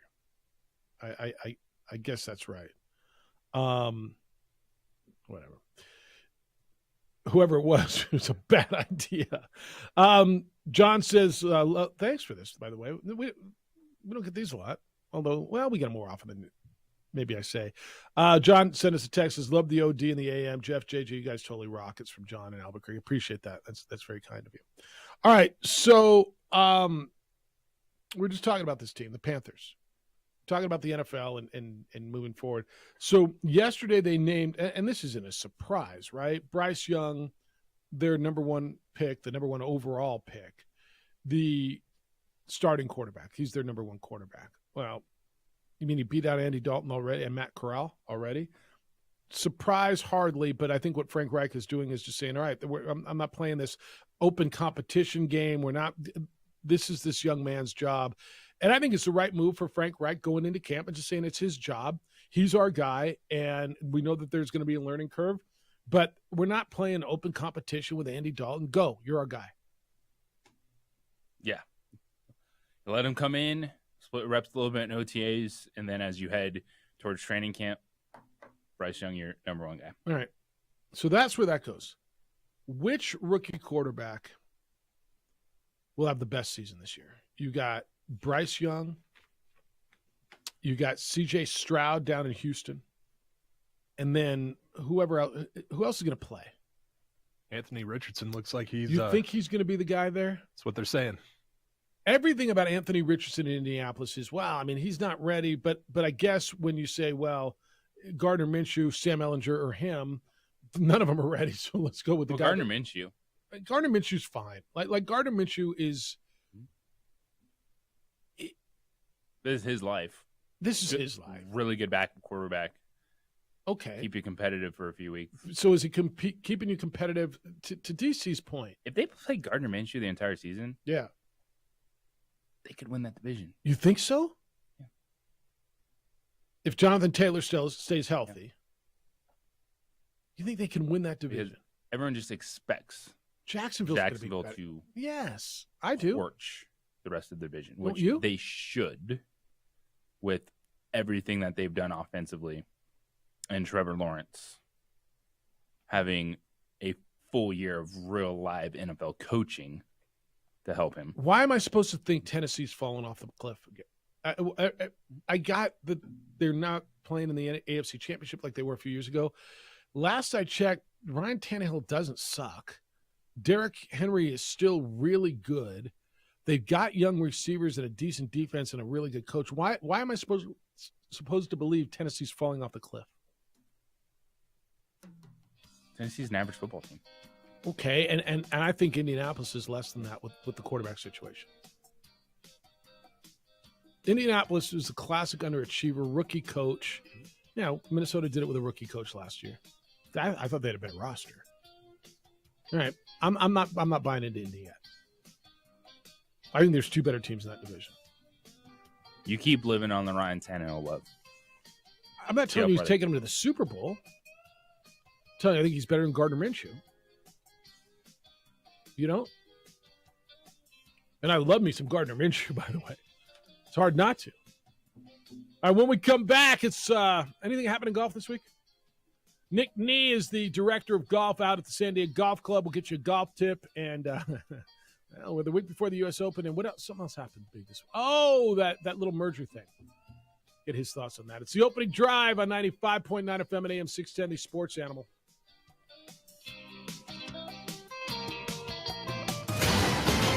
I'm Bridget Condon. We would like to thank the following sponsors for making this broadcast possible. We fight the battles no one hears about.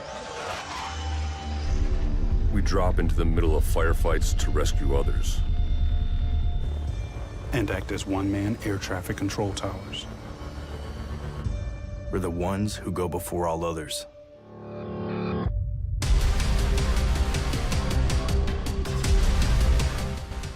U.S. Air Force Special Warfare are proud supporters of ProView Sports. Well, I'm going to the frontier, walking to the cashier, order up a root beer and a number one. Cover it with green stuff, one scoop is not enough. Find a booth is real tough, back by the Duke. Meet my family, meet my friends in the quirkiest restaurant I have ever been. All of Albuquerque's favorite spot, it's the Frontier Restaurant. The Frontier Restaurant is a proud supporter of ProView Networks. These are more than just the sounds of a safe place to go after school.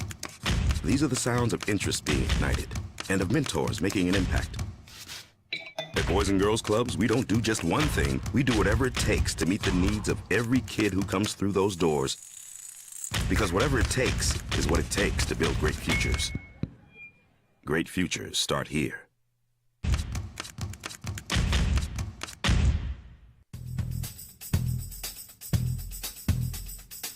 International Protective Services is a proud supporter of ProView Sports and New Mexico Youth Athletics. IPS provides residential and commercial security services in the Albuquerque metro area. For more info, please call 505-897-2420 or visit internationalprotectiveservice.com. Sometimes it's the small things that make life easier, like never worrying about being declined at an ATM when only cash will do. With You're Covered from US Eagle, we'll cover you, even if the money's not there. That's a good feeling. And we do it with no extra fees or penalties. It's called trust, and we think that's important, especially if we're asking you to trust us. At US Eagle, that's just part of what it means when we say people mean more. Hi everyone, my name is Master Sergeant Jacob Groves. I am a Air Force Special Warfare Pararescueman. Air Force Special Warfare are proud supporters of ProView Network and New Mexico Youth Sports. Air Force Special Warfare operators are critical thinkers. They maintain a high level of fitness, they take initiative, and they don't quit. For more information on Air Force Special Warfare, contact me at the number listed below. U.S. Air Force Special Warfare are proud supporters of ProView Sports. These are more than just the sounds of a safe place to go after school. These are the sounds of interest being ignited and of mentors making an impact. At Boys and Girls Clubs, we don't do just one thing. We do whatever it takes to meet the needs of every kid who comes through those doors. Because whatever it takes is what it takes to build great futures. Great futures start here.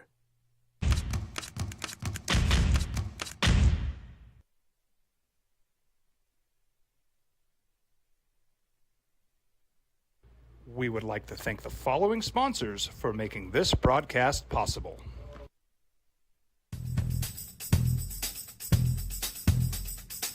International Protective Services is a proud supporter of ProView Sports and New Mexico Youth Athletics. IPS provides residential and commercial security services in the Albuquerque metro area. For more info, please call 505-897-2420 or visit internationalprotectiveservice.com. We fight the battles no one hears about. We drop into the middle of firefights to rescue others. And act as one-man air traffic control towers. We're the ones who go before all others.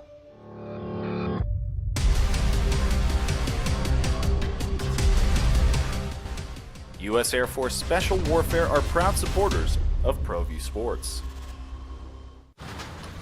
Check it out. What is it? It's a time machine, bro. I could jump into the future, get my paycheck early. I already get my paycheck early at US Eagle.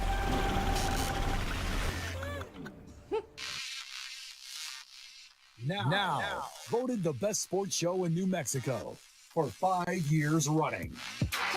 It's the OD in the AM with three-time New Mexico Sportscaster of the Year, Jeff Symbieta and JJ Buck.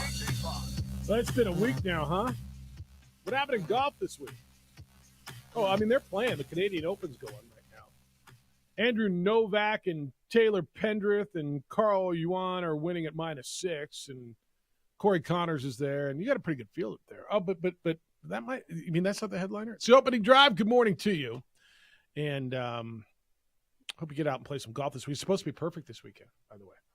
Like being in June and being in the mid-80s, we're kind of stoked right now. We got rain. The golf courses look good. It's time to check in with our good friend over at Sandia Golf Club. He is the director of golf out there. Nick Nee joins us on The Sports Animal. Good day, Nick. How you living?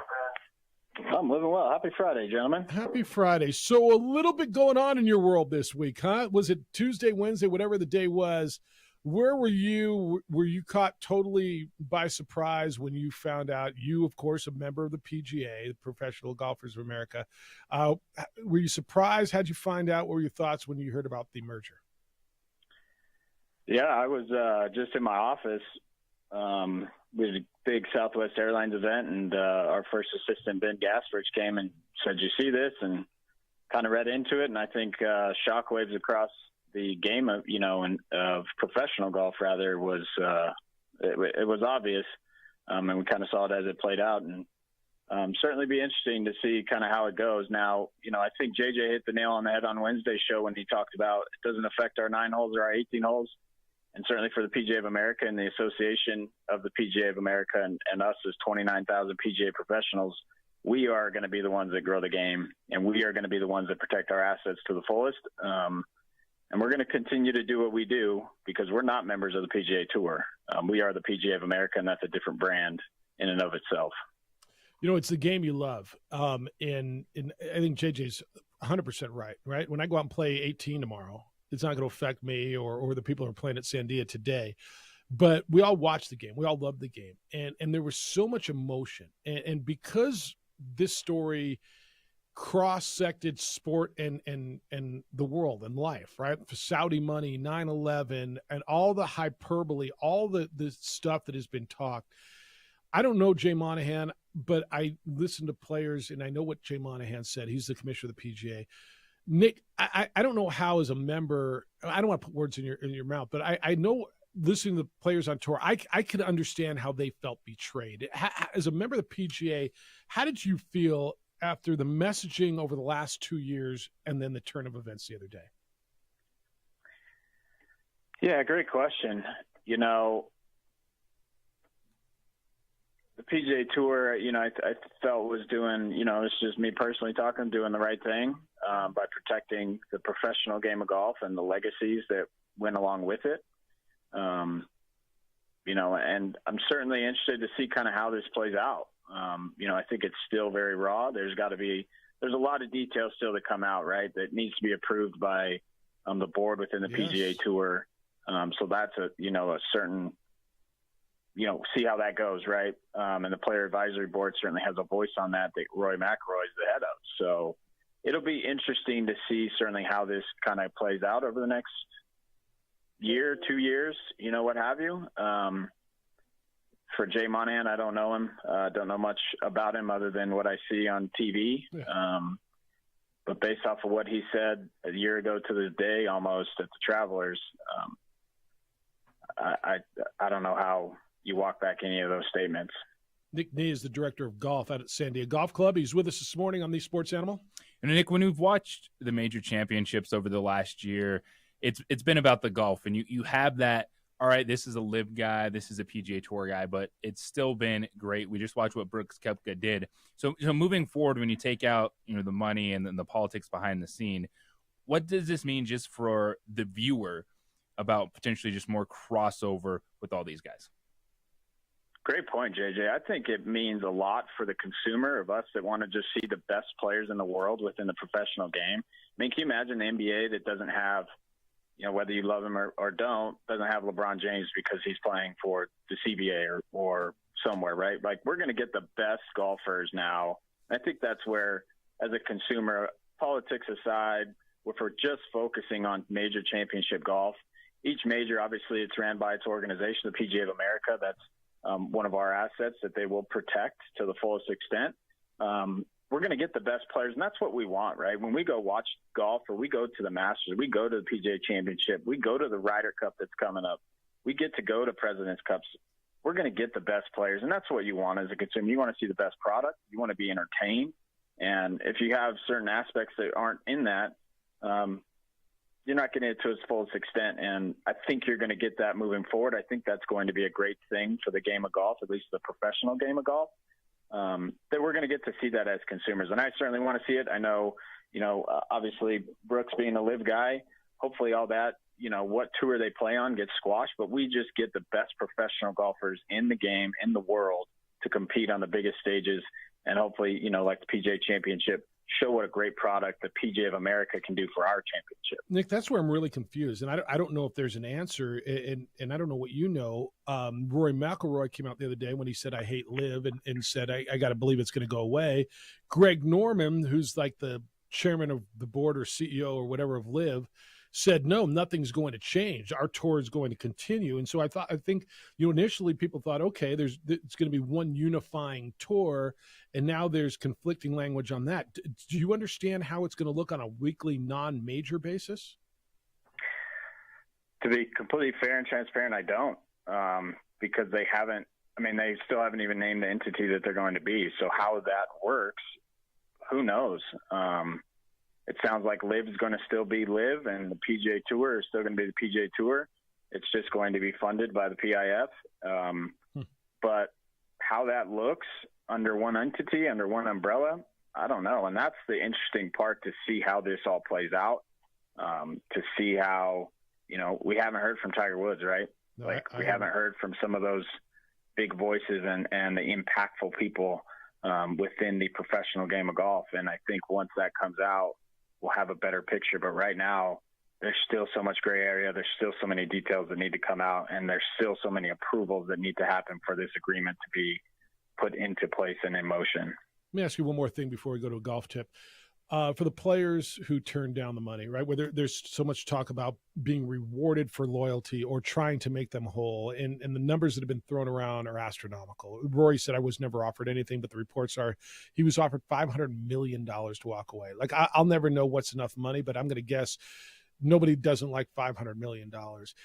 How can those players who did remain loyal, like Rory said, I feel like a sacrificial lamb, what do you do for guys who stayed on tour and now are going, wait a minute, why on earth did I not take that life-changing money? I think it's certainly a great kind of frame of mind to be in, and why you didn't take it. And I'll never knock somebody for thinking they're doing the best thing for the best interest of themselves, their families, and their organization, or their team, so to speak. But at the time, they were just going off of what their gut said. Yeah. And at this time, I don't know that, I said long ago that I thought that there would have to be some way these two could coexist. I didn't think that it would be like this, but it is like this, and how it moves forward will be interesting to see again how that plays out. But, at the time, like Rory or anybody else that turned down the money, a lot of respect for them, I'll say, for trying to do what's in the best interest of themselves, because they are an independent contractor. They are their own business owner, so to speak. And that's what they thought was right. Now, are they out some money? Yeah, but we take gambles and we take chances on things day in and day out. And unfortunately they didn't, because they were going off of what their gut said, or maybe what their team was instructing them to kind of do and move forward. It's unfortunate, but I'll take some of their paydays any day if that's what we're getting at. Yeah, Nick, so I just got my little one into the Cubs the last few weeks. So he's been doing it on Sundays at Sandia. And, the challenge with little kids is you can only have them for X amount of time. And I also don't want to just, bring my little one to the driving range all the time, understanding his energy. How do I go about the other days of the week slowly getting him involved in golf, finding moments where he can practice, have some fun where it's not necessarily, drop him in the middle of the golf setting and he ends up like screaming on the driving range? Sure. Yeah. It's interesting. You as dad, you need to make it fun. You need to be the biggest support and cheerleader, and find ways. Again, we do a lot of game-based learning, like I've talked about.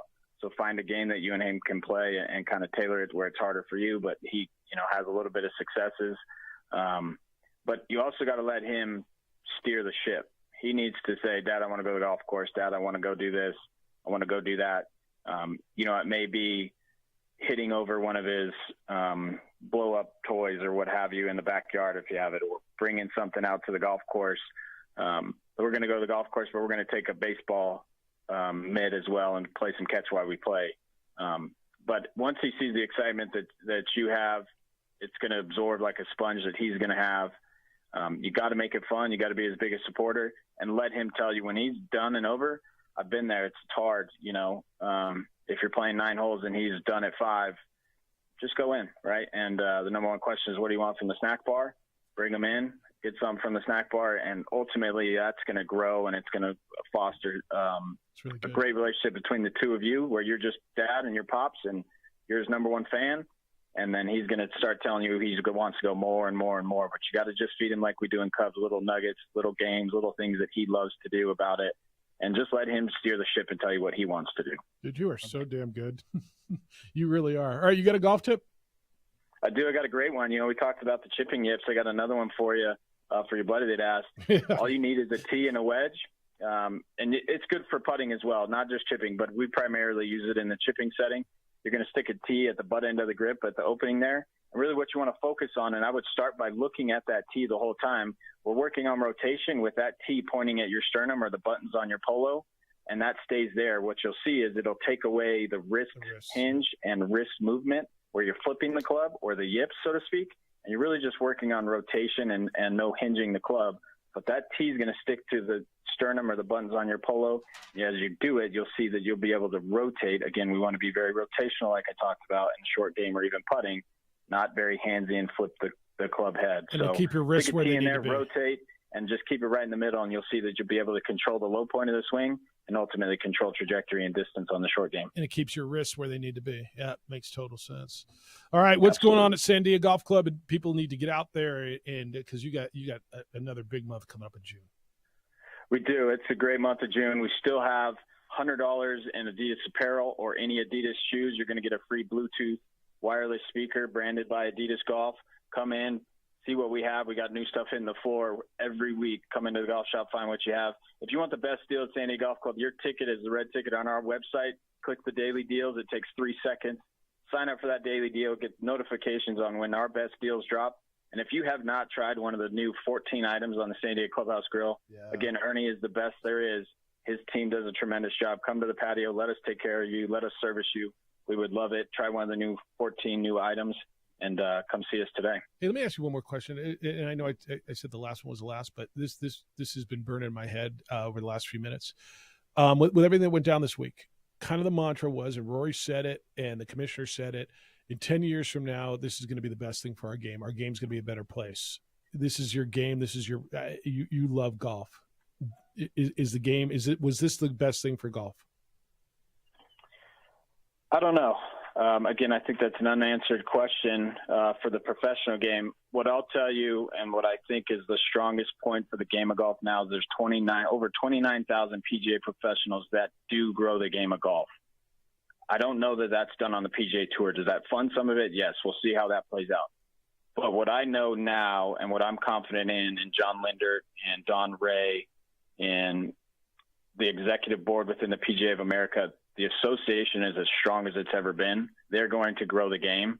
Now, what it does for the professional game, I think we'll be interested to see. I hope that that's the case, Jeff. I really do, because I love the game of golf. It's an industry that's given me a lot. It's done a lot for my family. And we love watching professional golf because that's part of the excitement that you get to play. You can play golf courses that the PGA Tour guys play. Now, how does that look going forward? I don't know. I hope that it's the case in 10 years. I hope that it's the best thing for the game of golf. But at the end of the day, I know that the PGA of America and our PGA members are going to do everything we can to grow the game to its fullest. And we'll continue to do what we do aside for what happens on the PGA Tour, which is a different entity and brand of itself. Yeah. Can't tell you how much I appreciate you, how much I respect you in not just your knowledge, but your friendship and you sharing your knowledge and your passion for this. You are fantastic at what you do, and you're great for the game, and you're great for our community. And I think we're fortunate to talk to you every Friday. I appreciate you. We'll catch you next Friday. Enjoy the weekend, but thanks for everything you do. Appreciate you guys. Likewise. Have a great week. Be well. He is Nick Nee, the director of golf at Sandia Golf Club. I say that with the utmost respect. I think he is such the right voice. He is tempered. He is smart. He is not over the top with emotion. Like I can't tell you how much I respect him. And now that your son's out there and watching what he does, you're starting to understand what he does out at the golf club. Oh, it's fantastic. Yeah. It's the opening drive on 95.9 FM and AM 610, the Sports Animal. The Jim Rome Show.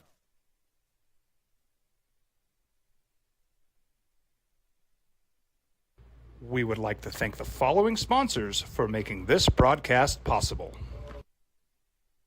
As a mom, I try to make the best choices for my family and our health. That's why I choose Western Sky Community Care. It's a Medicaid plan with quality health coverage and special benefits like Boys and Girls Club membership credit, additional dental benefits, and wellness and support programs. I decide which Medicaid plan is right for us. I choose Western Sky Community Care. Learn more about Western Sky Community Care by visiting discoverwesternsky.com today. Don't sacrifice quality and flavor when you're in a hurry. Golden Pride offers ribs, fried chicken, green and red chili breakfast burritos, and Frontier Cinnabons. 4 great locations, or visit us online at goldenpride@abq.com. Golden Pride Barbecue Chicken and Ribs, proud supporter of ProView Sports Network.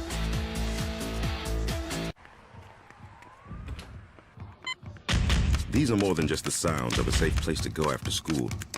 These are the sounds of interest being ignited and of mentors making an impact. At Boys and Girls Clubs, we don't do just one thing. We do whatever it takes to meet the needs of every kid who comes through those doors. Because whatever it takes is what it takes to build great futures. Great futures start here. We would like to thank the following sponsors for making this broadcast possible. Everguard Roofing and Solar. For nearly 20 years, Everguard Roofing and Solar has been working with New Mexicans to enhance their homes and businesses. For all your roofing and solar needs in New Mexico, call 505-821-9543.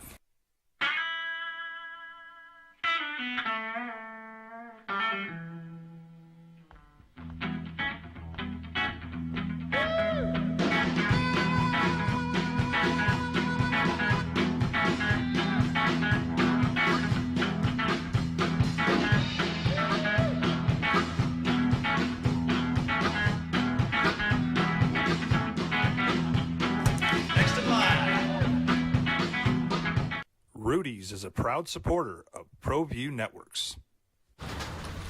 Check it out. What is it? It's a time machine, bro. I could jump into the future and get my paycheck early. I already get my paycheck early at US Eagle. Get your paycheck up to 2 days early with US Eagle Early Payday. Now's a great time to have your checking with US Eagle. Time machine. Your girlfriend breaks up with you in 22 hours, 53 minutes. Wait, what? Seth? Hi everyone, my name is Master Sergeant Jacob Groves. I am a Air Force Special Warfare Pararescueman. Air Force Special Warfare are proud supporters of ProView Network and New Mexico Youth Sports. Air Force Special Warfare operators are critical thinkers. They maintain a high level of fitness, they take initiative, and they don't quit. For more information on Air Force Special Warfare, contact me at the number listed below. U.S. Air Force Special Warfare are proud supporters of ProView Sports. International Protective Services is a proud supporter of ProView Sports and New Mexico Youth Athletics. IPS provides residential and commercial security services in the Albuquerque metro area. For more info, please call 505-897-2420 or visit internationalprotectiveservice.com. We fight the battles no one hears about. We drop into the middle of firefights to rescue others.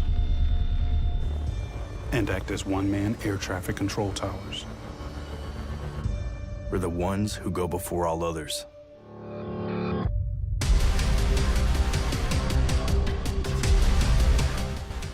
U.S. Air Force Special Warfare are proud supporters of ProView Sports.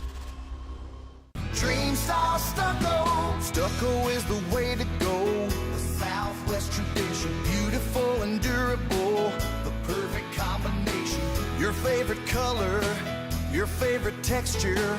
You're gonna love it when they put it all together. Through any weather, nothing. All right, let's go. Let's get you into a weekend. You got a lot going on this weekend. Good insight from Nick, and I thought it was really tempered as far as, you know, the last question I asked, is it going to be better? That's been the mantra, right? Moving forward, it's going to be better for golf. It's going to be better for golf. It's going to be better for golf. For the pros. But that's not what they say, right? The whole yeah, it's going to be better for the pros. They're going to make way more money. The pros are going to make more money. Is it better for golf? And that's something that's been lost on me from the beginning of this. This is professional golf and big business. And when they tried to spin it like, oh, we're growing the game of golf, no, you're not. Like, this is your world, and we get it. Don't try to sell it like this is going to have some trickle down effect to the average Joes that are going out there, playing 9 and slicing and dicing it all over the place. It's a business move. We all got it. And I think what you hear from Nick is, he bought what Jay Monahan was selling, and he's frustrated. Like, we thought we were standing for something. We really thought that there was a separation between these two entities, and at the end of the day, there was a whole lot of nothing. It was a really interesting comment from him that I had not put into this perspective yet in regards to the players who did not take the live money, the guys that passed up the live money and stayed on tours. And he said, we all take gambles in life. Sometimes you win, sometimes you lose. And I never put it in that perspective, right? And he's not wrong. Now, did you lose because you were deceived? Because you were sold out? Yeah, but all right, so now Congress is involved in this. So this is this morning.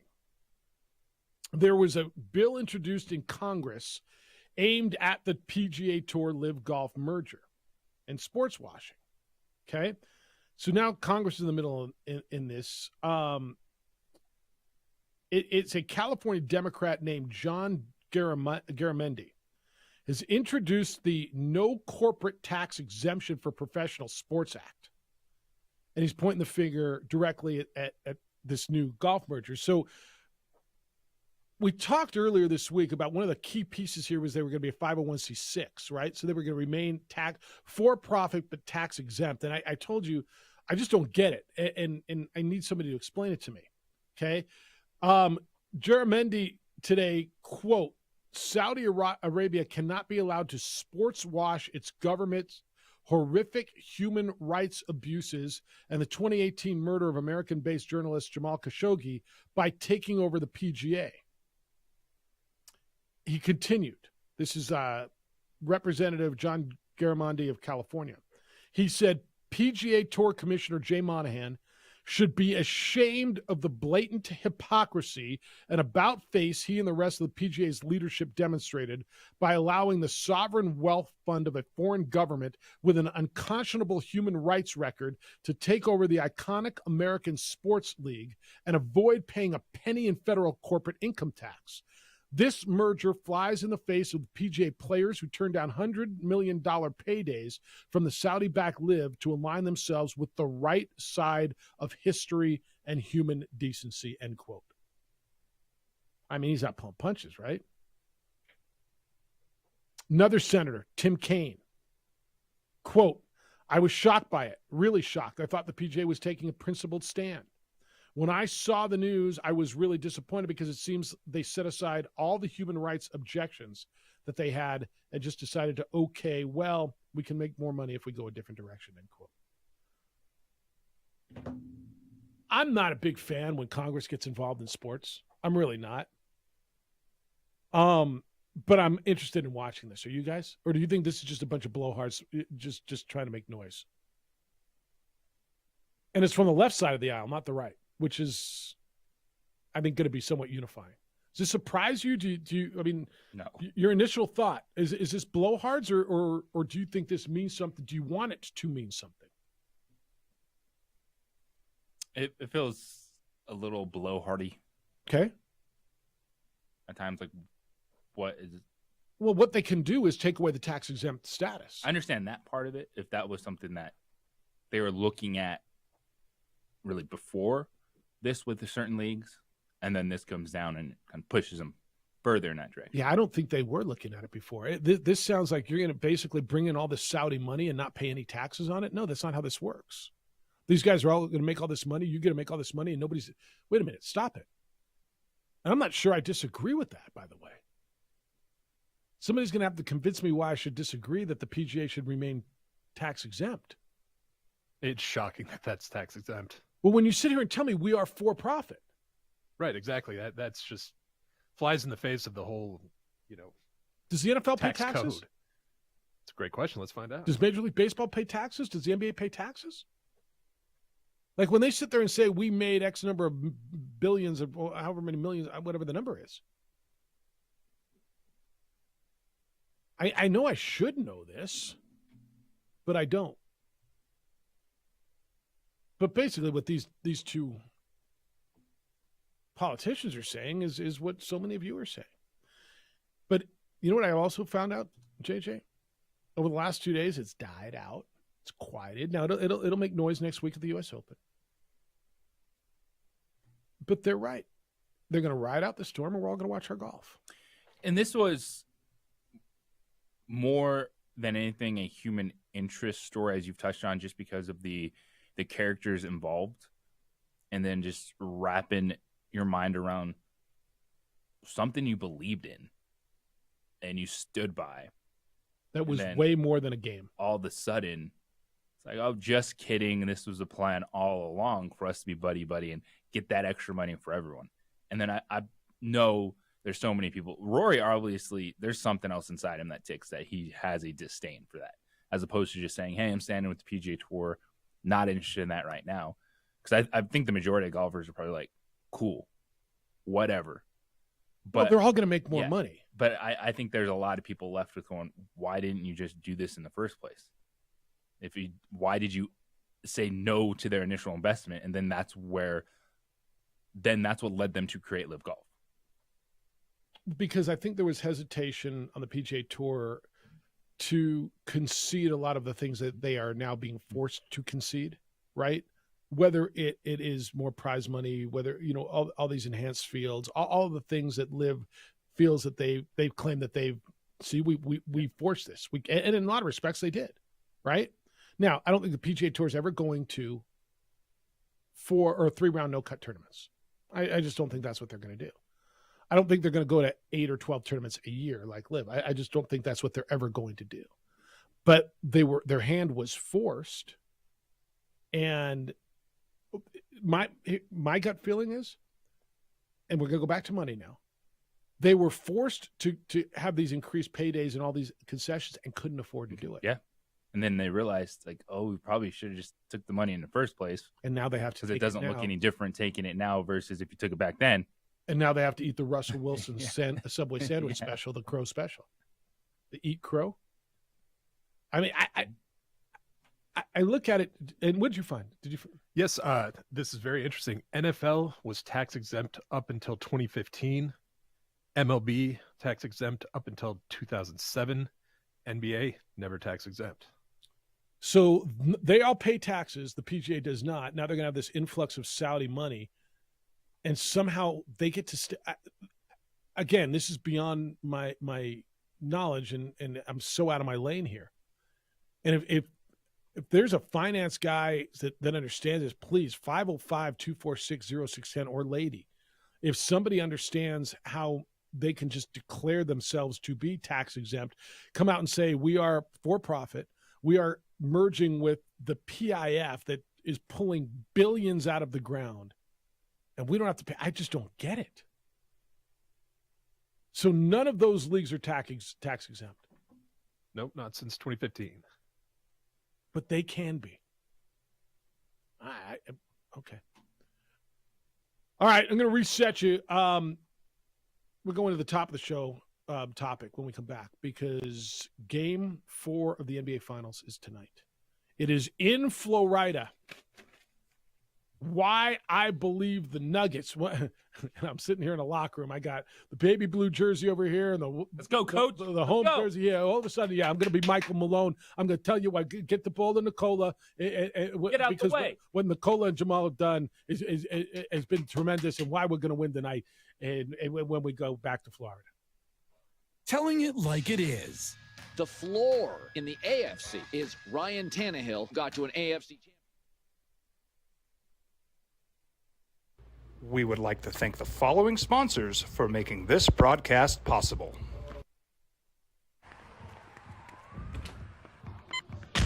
These are more than just the sounds of a safe place to go after school.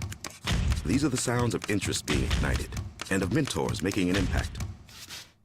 At Boys and Girls Clubs, we don't do just one thing. We do whatever it takes to meet the needs of every kid who comes through those doors.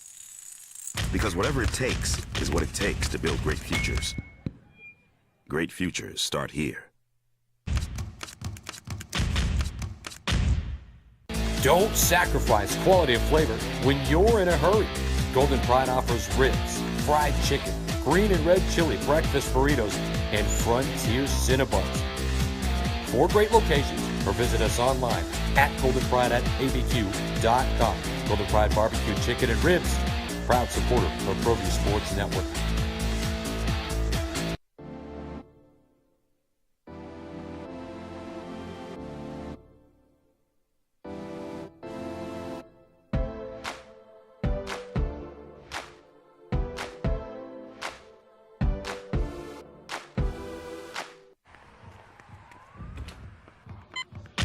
These are more than just the sounds of a safe place to go after school. These are the sounds of interest being ignited and of mentors making an impact. At Boys and Girls Clubs, we don't do just one thing. We do whatever it takes to meet the needs of every kid who comes through those doors. Because whatever it takes is what it takes to build great futures. Great futures start here.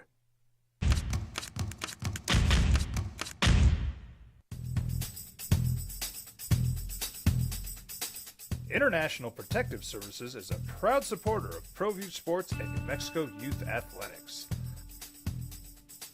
IPS provides residential and commercial security services in the Albuquerque metro area.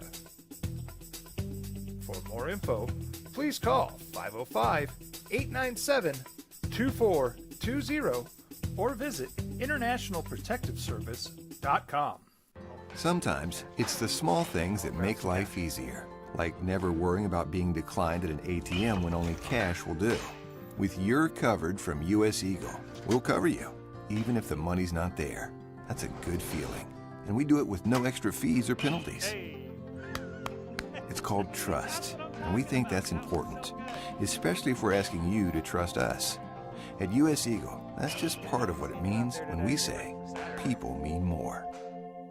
Don't sacrifice quality of flavor when you're in a hurry. Golden Pride offers ribs, fried chicken, green and red chili breakfast burritos, and Frontier Cinnabons. 4 great locations, or visit us online at goldenpride@abq.com. Golden Pride Barbecue Chicken and Ribs, proud supporter of ProView Sports Network. Check it out. What is it? It's a time machine, bro. I could jump into the future and get my paycheck early. I already get my paycheck early at US Eagle. Get your paycheck up to 2 days early with U.S. Eagle Early Payday. Now's a great time to have your checking with U.S. Eagle. Time machine. Your girlfriend breaks up with you in 22 hours, 53 minutes. Give me a hold if you got your funky bus fare. There's a double Dutch bus coming down the street, moving pretty fast, so kinda shuffle your feet. Get on the bus, pay your fare, then tell the driver that you're going to a double Dutch affair. Well, I'm gone. Here it comes. The double Dutch bus is on the street. You better get off the curb. Move your feet. Bus fare, trans pass. That's the way my money lasts. Ain't got no car to get around. When I go to work, I gotta go downtown. Now I miss my train. That's a darn shame. When I'm running late, no sleeps to blame. If you got a wife, you know you got a special man. Well, I could understand. Uptown, 37 seconds. everybody's getting down. Say uptown. My head's light. All right, I got game 4 tonight. So do you. NBA Finals. We all get it. I got Millsap and Anthony. And all right, fellas, you ready to go? I feel like they're both wearing jerseys today. Who you got tonight? 505-246-0610. Michael Malone's the coach. He talks a little bit like this. Got a little bit of an accent. And he likes Nikola and Jamal the way they play. This is the best game they played together. We'll start off with your boy Michael Malone. He's your coach. And their pre-focus, what they're doing is, now that we're 17 games in the playoff or 18 games in the playoffs, they're getting a little better. We're addressing all the areas where we have to be better. Too many turnovers, too many offensive rebounds. And so, yeah, it was nothing celebrating the great nights that Nicole and Jamal had. More importantly, it's about how can we find a way to come out tomorrow night and get another one here in Miami, heading home to Denver for Game 5. All right, and that'll be tonight. Of course, you spoke yesterday on that. He's done a nice job, right? Michael Malone, what are they? Did we decide they were 14-4 in the playoffs? Yeah. Yes. Right? Or now 15-4? We didn't decide that's what they are. Or 15-4 now? Right? One thing they did the other night that they hadn't done well is fourth quarter, right? And Miami had come back in the fourth quarter, and this was something that was really important to Michael Malone about not letting their foot off the gas in that final quarter. Overall, that's the first time that we won the fourth quarter last night. Held them to 30% from the field. Our defense was much better, and that was a huge point of emphasis as well. First two games, the first three quarters, we had dominated. And both fourth quarters, they had dominated. So we needed to play much closer to 48 minutes, and last night was a good example of that. You know, he told his team, JJ, before the game, we've dominated 6 of the 8 quarters. This was before Game 3. And this was an emphasis. And again, like, you're always coaching, you're always making – I give them credit, and I give them credit for listening. Whatever they did, they figured it out. They were really good in the fourth quarter the other night. They were. And for the Nuggets, the one constant has been their offense this series. It's what makes them a championship-level basketball team. It is what it's going to be there quarter in and quarter out for them. It's just about matching the Heat's physicality, being in the right place defensively to allow their offense to take off. The question now from the Miami Heat, I know we've talked about Tyler Hero needing the one-on-one scoring, things like that for the Heat. They're still going to shoot the threes. If they hit them at a high clip, that's the game changer for them. How do they defend the paint? How do they stop Jokic and Murray with what they're doing inside the arc? Yeah, I don't know how they do that either. Eric, good morning. You're on the Sports Animal. Hi, Eric. You talking to me, Jeff? I'm talking to you. Terry. What's up, Eric? Who is this? This is Terry. Oh, Jeff. Terry. It said Eric on my thing. Sorry, Terry. How are you, Terry? Yeah. We're fine. DC maybe You we'll talking get to him- me? He'll learn everything down You the line. talking to me, huh? You talking to me? Yeah, I'm talking You're to you. talking to me. Good Friday to everyone. Thoughts and hugs, Addie, Austin, all family members, even DC and his family. Even him. Briefly, DC, he did good. North Carolina soccer, they were the UCLA of soccer back then, won about 20 championships. They dominated for a long time. I vicariously wanted my daughter to play for the University of Arizona softball back when they had Autumn Champion and Caitlin Lowe. And so it's revolved into Oklahoma. I love fast pitch softball, and it's just awesome to watch. So Oklahoma dominating.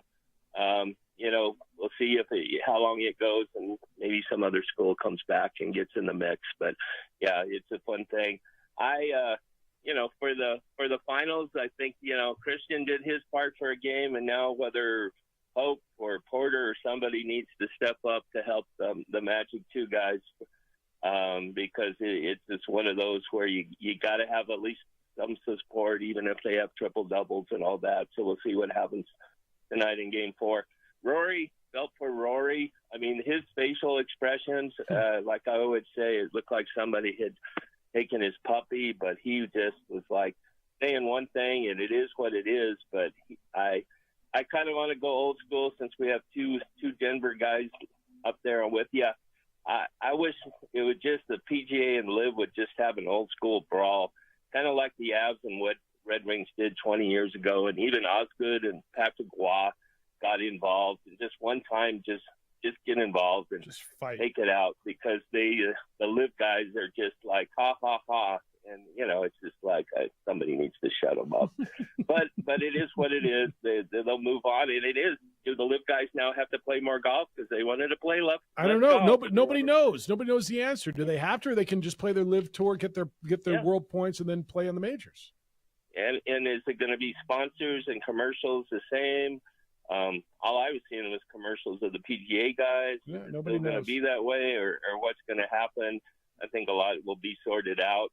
But yeah, U.S. Open will be fun to watch. And it was kind of when you initially just said, if you get $200 million out, you can buy a lot of green jackets. And of course, once it happened, then they wanted to still play in the majors. And it is cool because you can root for somebody. I root for the PGA guys. Some people can root for the LIV guys. So it kind of adds a little extra something in there. Yeah. But, All right, Terry. from that end, you guys have a great Thanks, weekend. man. Take care. Maybe DC will learn my name someday, but I'm used to it. Okay, take care. Bye-bye. I don't know how they're going to have to. I don't know how much golf they're going to play. I mean, you look at Rory and he was eating crow, and I don't know. I just don't know how it's going to be, and none of us do, right? I have no idea right now. They'll live together. So if they fought, you don't think of golfers? Who would be a golfer that you would say, all right, I wouldn't want to mess with him? Would it be Koepka? Would it be the only guy that you would say, like, I'll take him in a fight? Because I'm not taking Justin Thomas. I don't think I'm taking Spieth.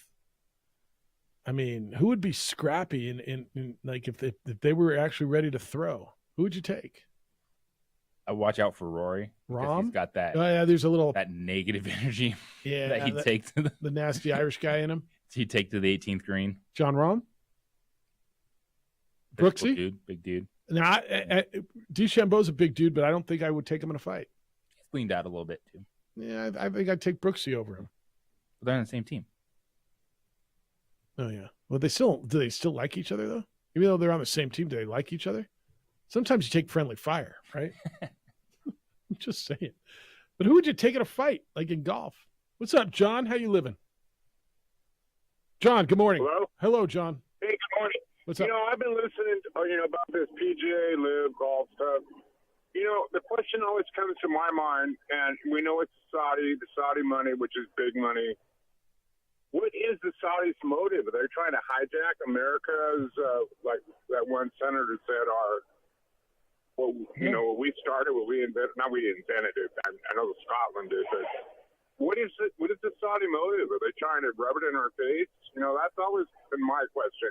Totally fair. You guys fair. have any comments on that? Yeah, we talked about this a lot, and there's a thought that it's just sports washing to try to overshadow their human rights, all that stuff, and there's another piece that says they're trying to Saudi Arabia become a destination, a tourism destination for golf, for vacations, a worldwide destination that they want people to go there and spend money. But it's a fair question. We've had that conversation a number of times, and I don't know that anybody's got the answer but them. But I think it's a fair question, John. Appreciate the call. Right? I mean, what's their end game? We've asked that. What's their end game? What's their motive? Why are they putting so much money into this? So they have people like Bryson DeChambeau on national television saying they're on a path to peace. We're on a path to peace, so we should forgive that. I mean, yeah. Which is absolute sports washing, right? It's the definition of sports washing. It's sports washing in its power, because the game of golf at the professional level, they own it now. And it's a pretty powerful PGA thing to can own. try to say this isn't a merger, we're good, this and that. No, the major investor in your product It's now the owns PIF. it. Yeah, it's the PIF. All right, we'll wrap you up when we get back. Everything you need to know going into the weekend and everything that's happened whilst we've been on the air. But I want to tell you about IPS because our town's known for a lot of things, but not necessarily for safety and security. And that's why Aaron Jones started IPS back in 2006. International Protective Service is the security company I've trusted for a long time to watch our home, and they protect hundreds of homes and businesses throughout Albuquerque. They're looking for more officers. So if you're a former or retired police officer, if you have military or security experience, and you want to make our city a better place to live, you are urged to fill out an application at ipsglobal.com. Aaron's got world-class professionals to train you to handle almost any situation. You will protect our community. You will serve our community. You will have a wonderful work atmosphere, and you'll be doing great things. IPS is all over our town. You see them in stores, in neighborhoods, and you can now be part of the team. Call 505-897-2420. 505-897-2420 or go to ipsglobal.com and join IPS if you want to make Albuquerque a better place to live and work. This is Damon Amendolara. We would like to thank the following sponsors for making.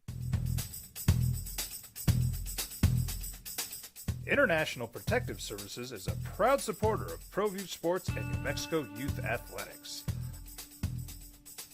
IPS provides residential and commercial security services in the Albuquerque metro area. For more info, please call 505-897-2420 or visit internationalprotectiveservice.com. These are more than just the sounds of a safe place to go after school. These are the sounds of interest being ignited and of mentors making an impact. At Boys and Girls Clubs, we don't do just one thing. We do whatever it takes to meet the needs of every kid who comes through those doors. Because whatever it takes is what it takes to build great futures. Great futures start here. Sometimes it's the small things that make life easier, like never worrying about being declined at an ATM when only cash will do. With You're Covered from US Eagle, we'll cover you, even if the money's not there. That's a good feeling. And we do it with no extra fees or penalties. It's called trust, and we think that's important, especially if we're asking you to trust us. At US Eagle, that's just part of what it means when we say people mean more. Don't sacrifice quality and flavor when you're in a hurry. Golden Pride offers ribs, fried chicken, green and red chili breakfast burritos, and Frontier Cinnabons. 4 great locations, or visit us online at goldenpride@abq.com. Golden Pride Barbecue Chicken and Ribs, proud supporter of ProView Sports Network. Check it out. What is it? It's a time machine, bro. I could jump into the future, get my paycheck early. I already get my paycheck early at US Eagle. Get your paycheck up to 2 days early with US Eagle Early Payday. Now's a great time to have your checking with US Eagle. Time machine. Your girlfriend breaks up with you in 22 hours, 53 minutes. Wait, what? Seth? We fight the battles no one hears about. We drop into the middle of firefights to rescue others. And act as one-man air traffic control towers. We're the ones who go before all others.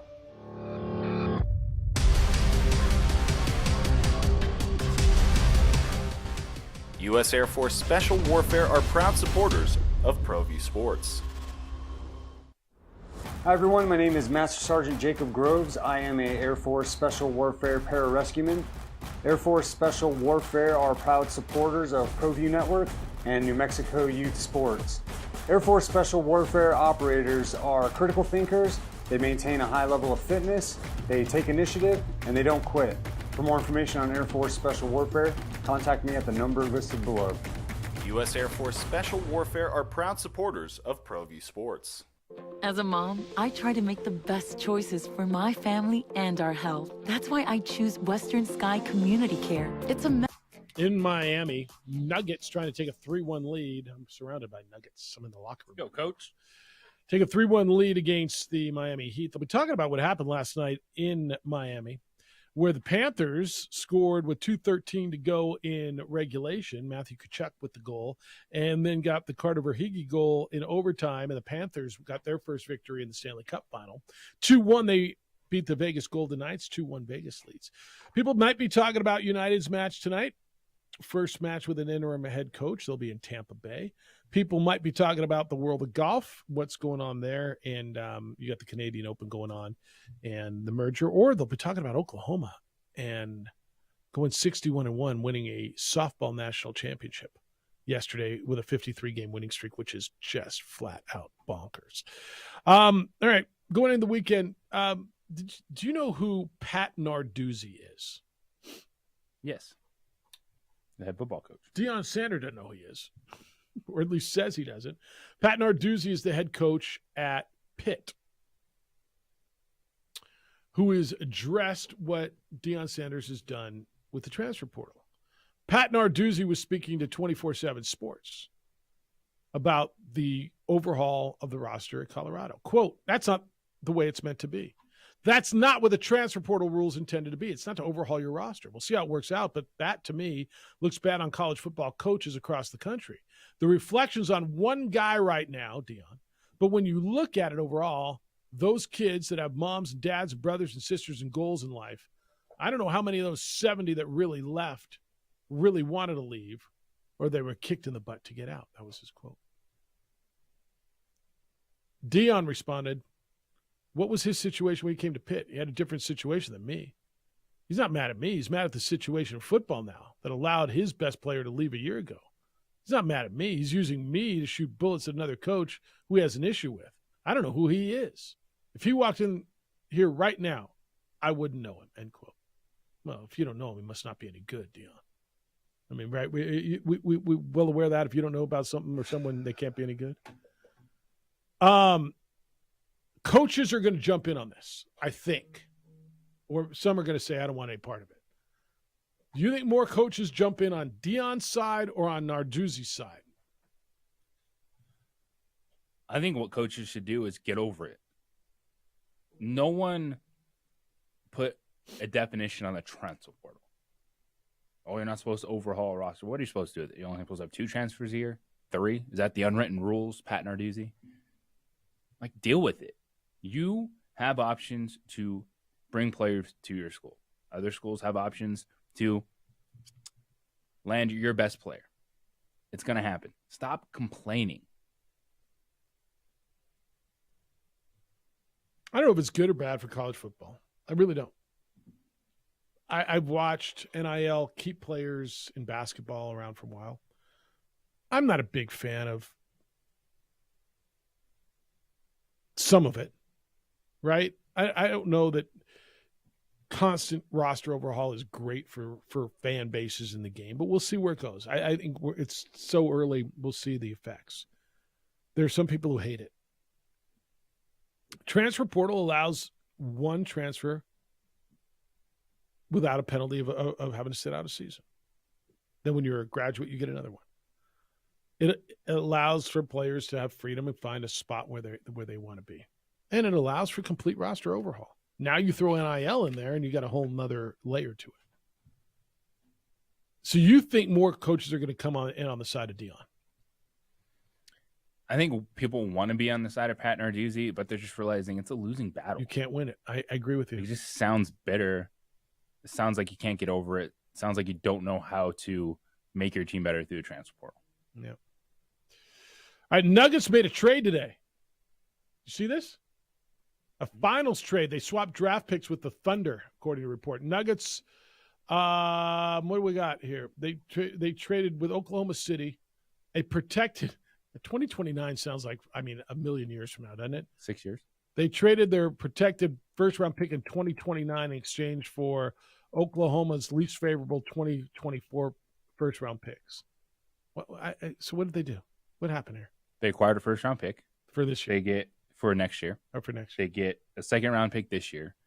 So it allows them to – they know that they're going to need those assets to maybe acquire veteran contracts in the next couple seasons to attack this window, or to get the next Christian Brown and be able to still have a presence in the first round, try to get one of those guys late in the draft, because this is working around the edges, because they're going to have a very expensive roster with Jokic, Murray, and as of now, still Michael Porter Jr. on a big-time contract. So you have to make moves like this to attack the edges. Winning is expensive, man. Winning is expensive. Thanks to Nick Nee. He was with us today. Appreciate him being here. Jim Rome Show is next. The Herd with Colin Cowards after that. 2 Men On is at 4. Isotopes in Sugarland tonight from the Ball Yard. We're back on Monday with award-winning radio at 7 a.m. DC, great week. Good luck to you and Millsap and your Nuggets tonight. You guys are all jerseyed out. Big weekend for you? Huge weekend. Enjoy it. Be good to each other, please. Have a great, safe weekend. Be kind, loving, caring, and sharing. We'll smell you on Monday.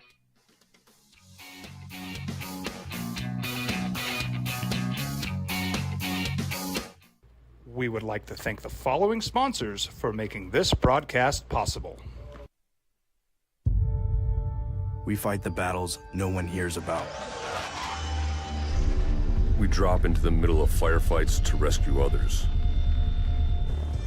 And act as one-man air traffic control towers. We're the ones who go before all others.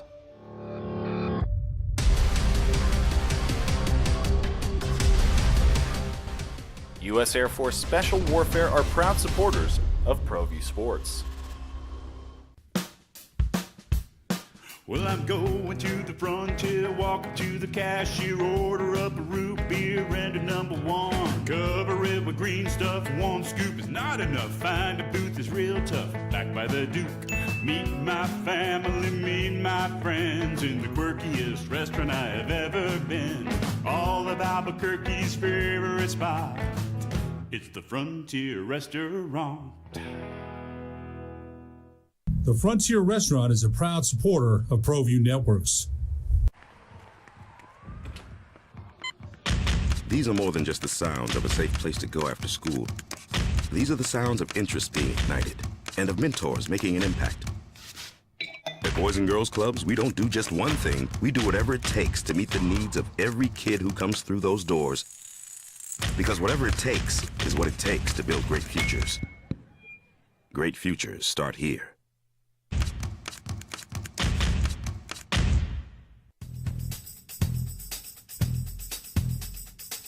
International Protective Services is a proud supporter of ProView Sports and New Mexico Youth Athletics.